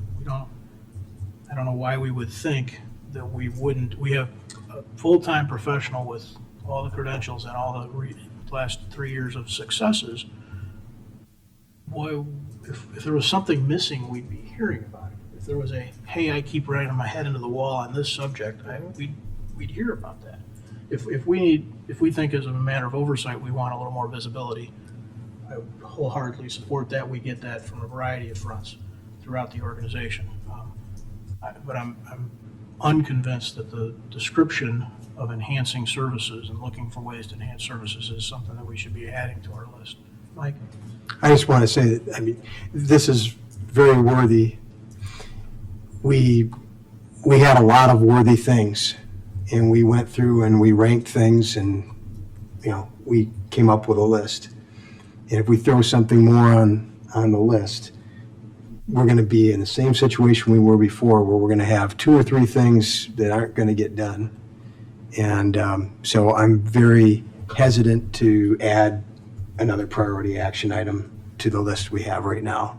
And I just want to say that. I would not call it a high priority action item, because what was described is not what I was signing on to. Yeah. What I was saying that could be done, and I assume could be done in the ordinary course of a board and commission's year-long Right. meetings, Yes. is they could look at some of the issues that Commissioner Sadowski, you get mentioned.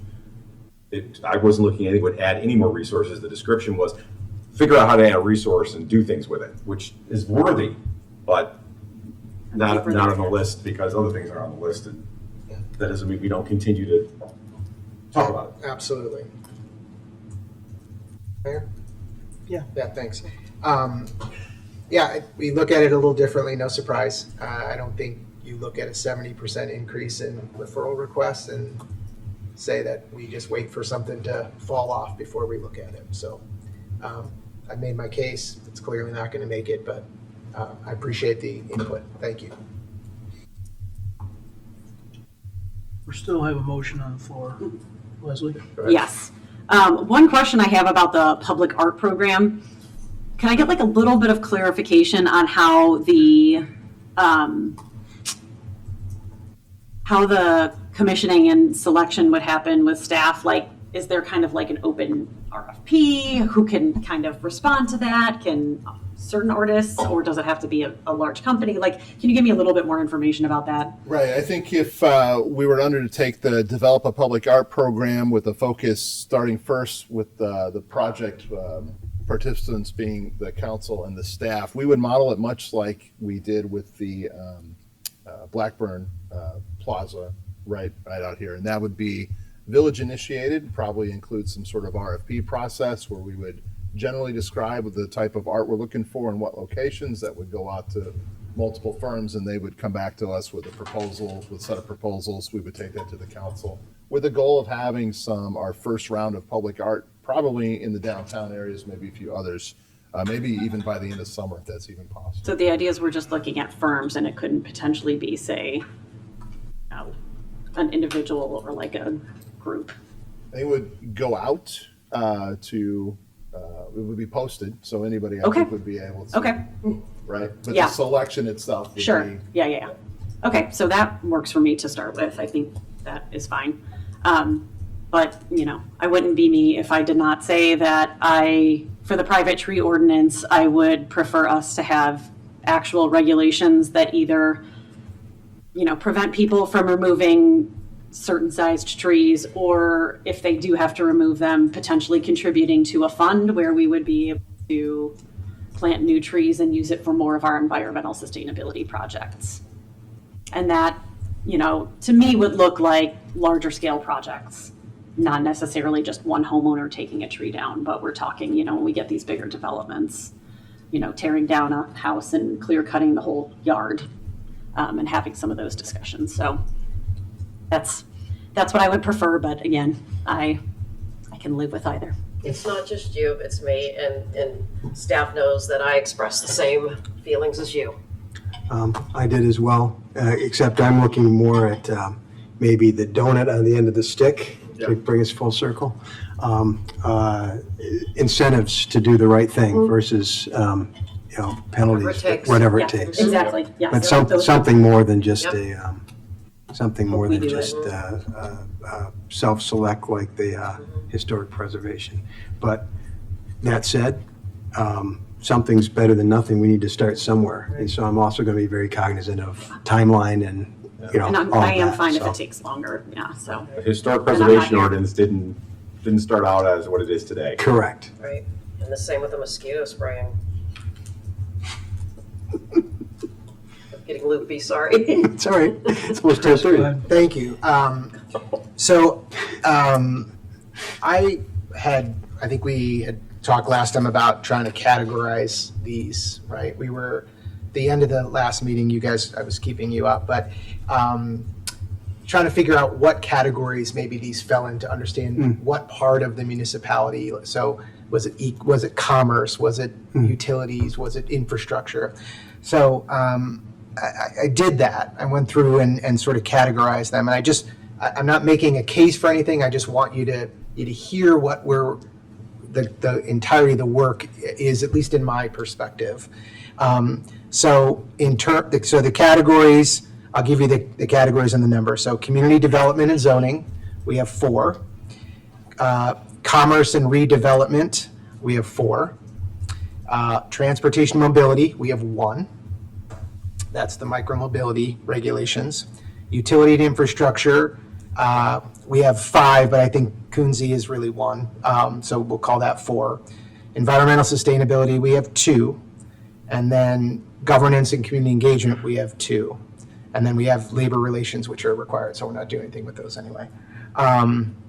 I thought it was a little interesting, I said it was just gonna put it out there, but it's a little interesting that the number of environmental, so that's the private tree, and that's the solid waste contract.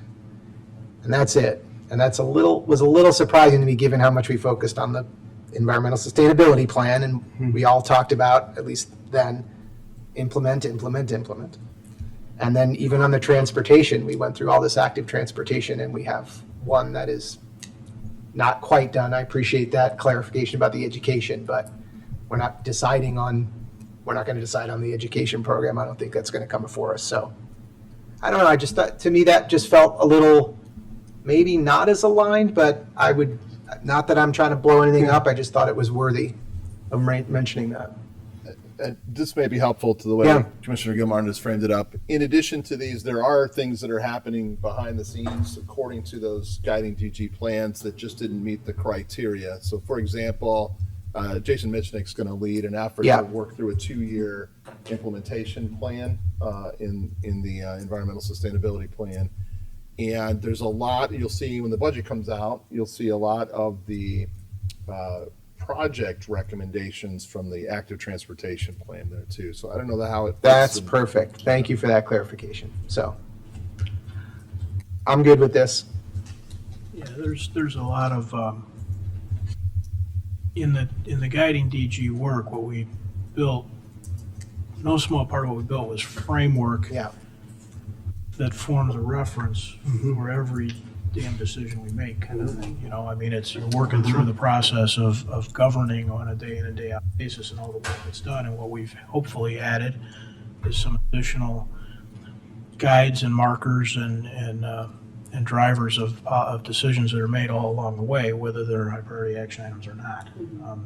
In any year, I shouldn't say that because guiding DG was pretty huge, but in any year that I can remember, the high priority action items are pretty consuming for council and higher level staff.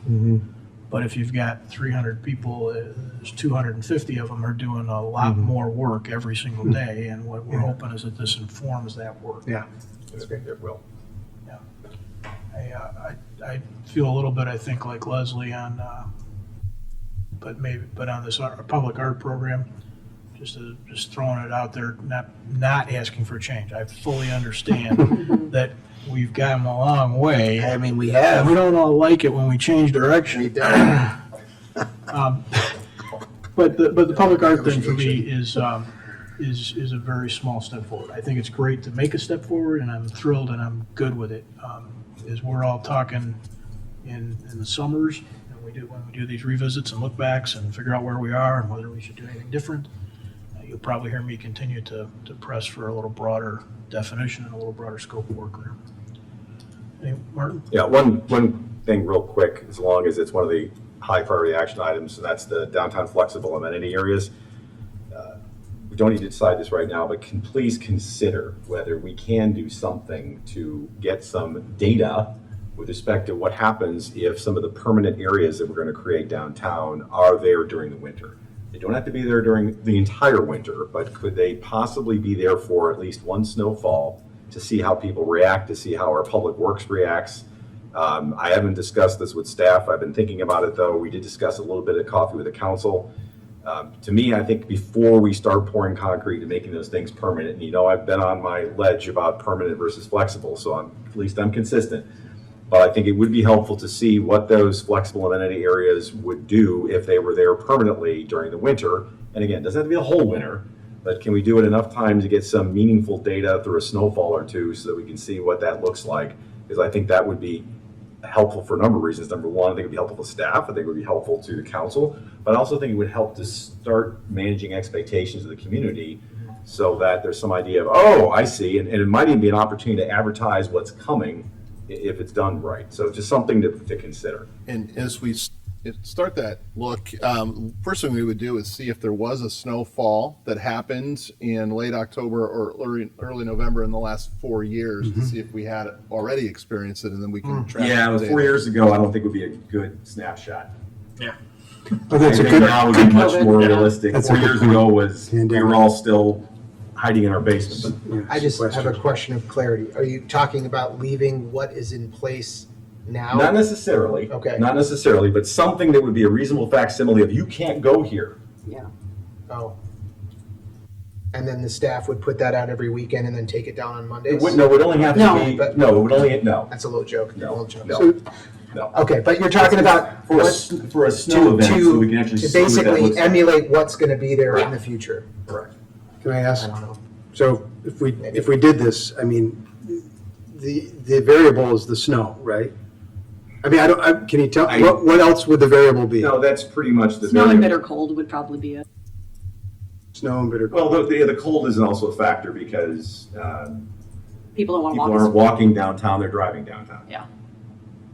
But right now, people do, I mean, yes, I understand 4 years ago, I thought of that too, but 4 years ago it was a different time and space. I'm personally fine with it because I was the one who, from the beginning, thought we should make our downtown dining this year look more like the flexible amenity area so we could start to manage expectations. So that was something that I would support.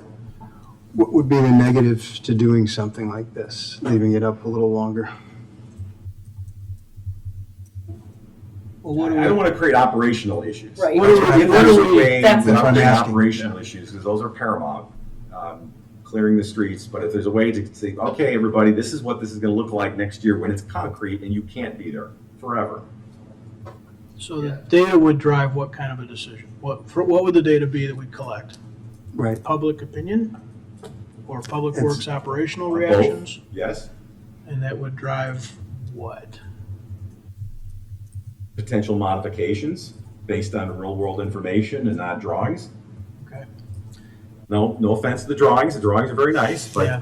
This is one of those things where I look they're at. two-dimensional. This is going to be three-dimensional. Hasn't the train kind of left the station? For me, it's more about managing expectations and That's part of it. and figuring out how to navigate what will be the new normal, is kind of where I'm coming from. And I'm not really looking to make changes. I'm kind of more looking to help bring the community along. Mayor? It sounds like kind of sounds like a setup for a real miscommunication and missing of alignments and expectations.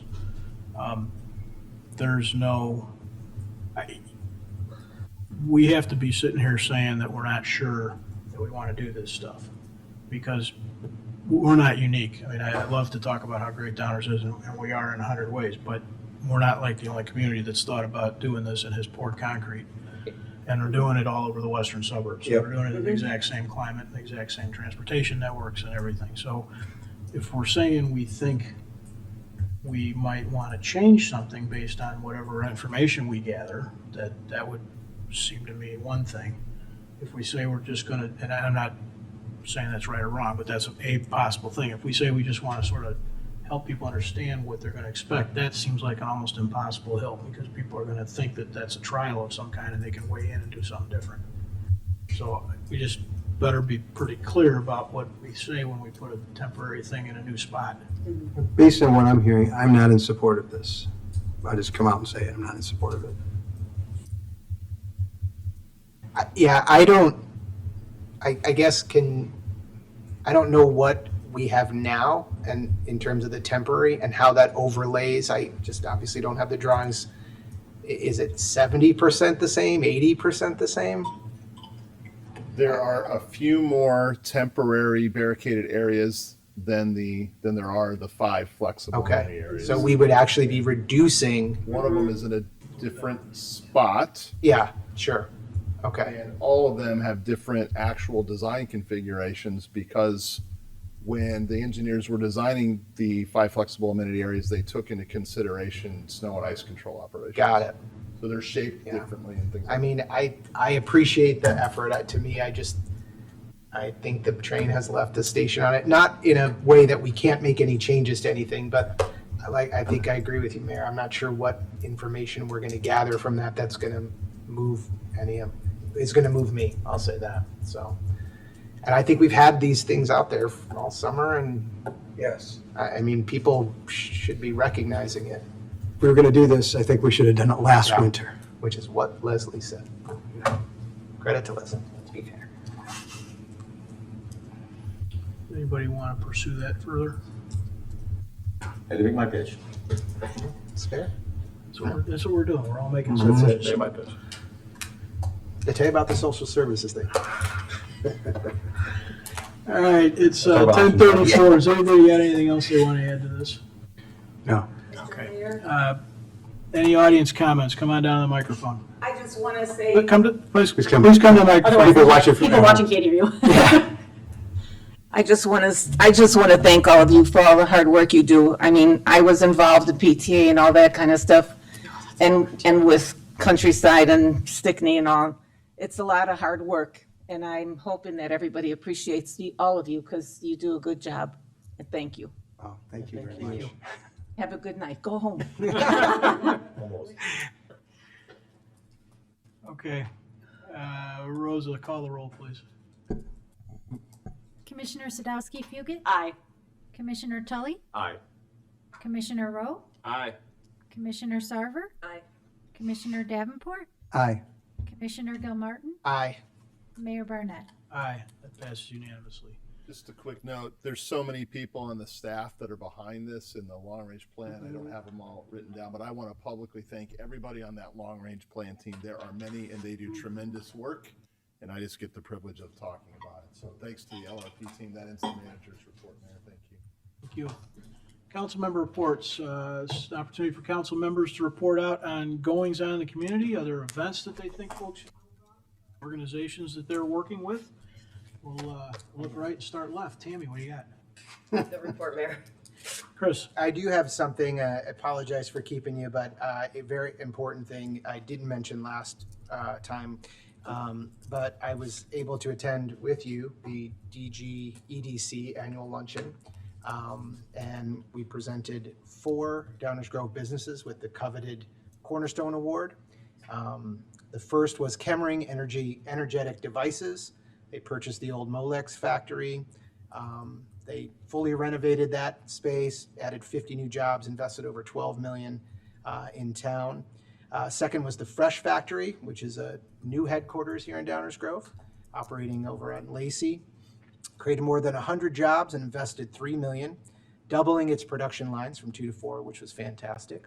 The third was the Lytle Auditorium, which is a 3,200 square foot facility, kind of a state-of-the-art facility. I learned so much about that, and just a great presentation there. And then fourth, and not least, is the Village of Downers Grove received it for the building we're sitting in here.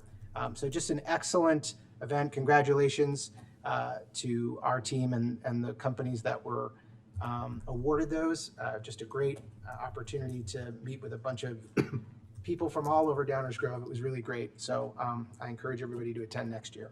Thank you, Mayor. That's it. Thank you. Martin? Thank you, Mayor. Just another reminder that the Hunter Club of DuPage County will be having its 42nd annual Valor Dinner and Awards Night on Wednesday, October 29th, 2025. It'll be at the Doubletree Hotel, the Hilton Mile in Naperville. Social hour starts at 6, dinner is at 7 p.m.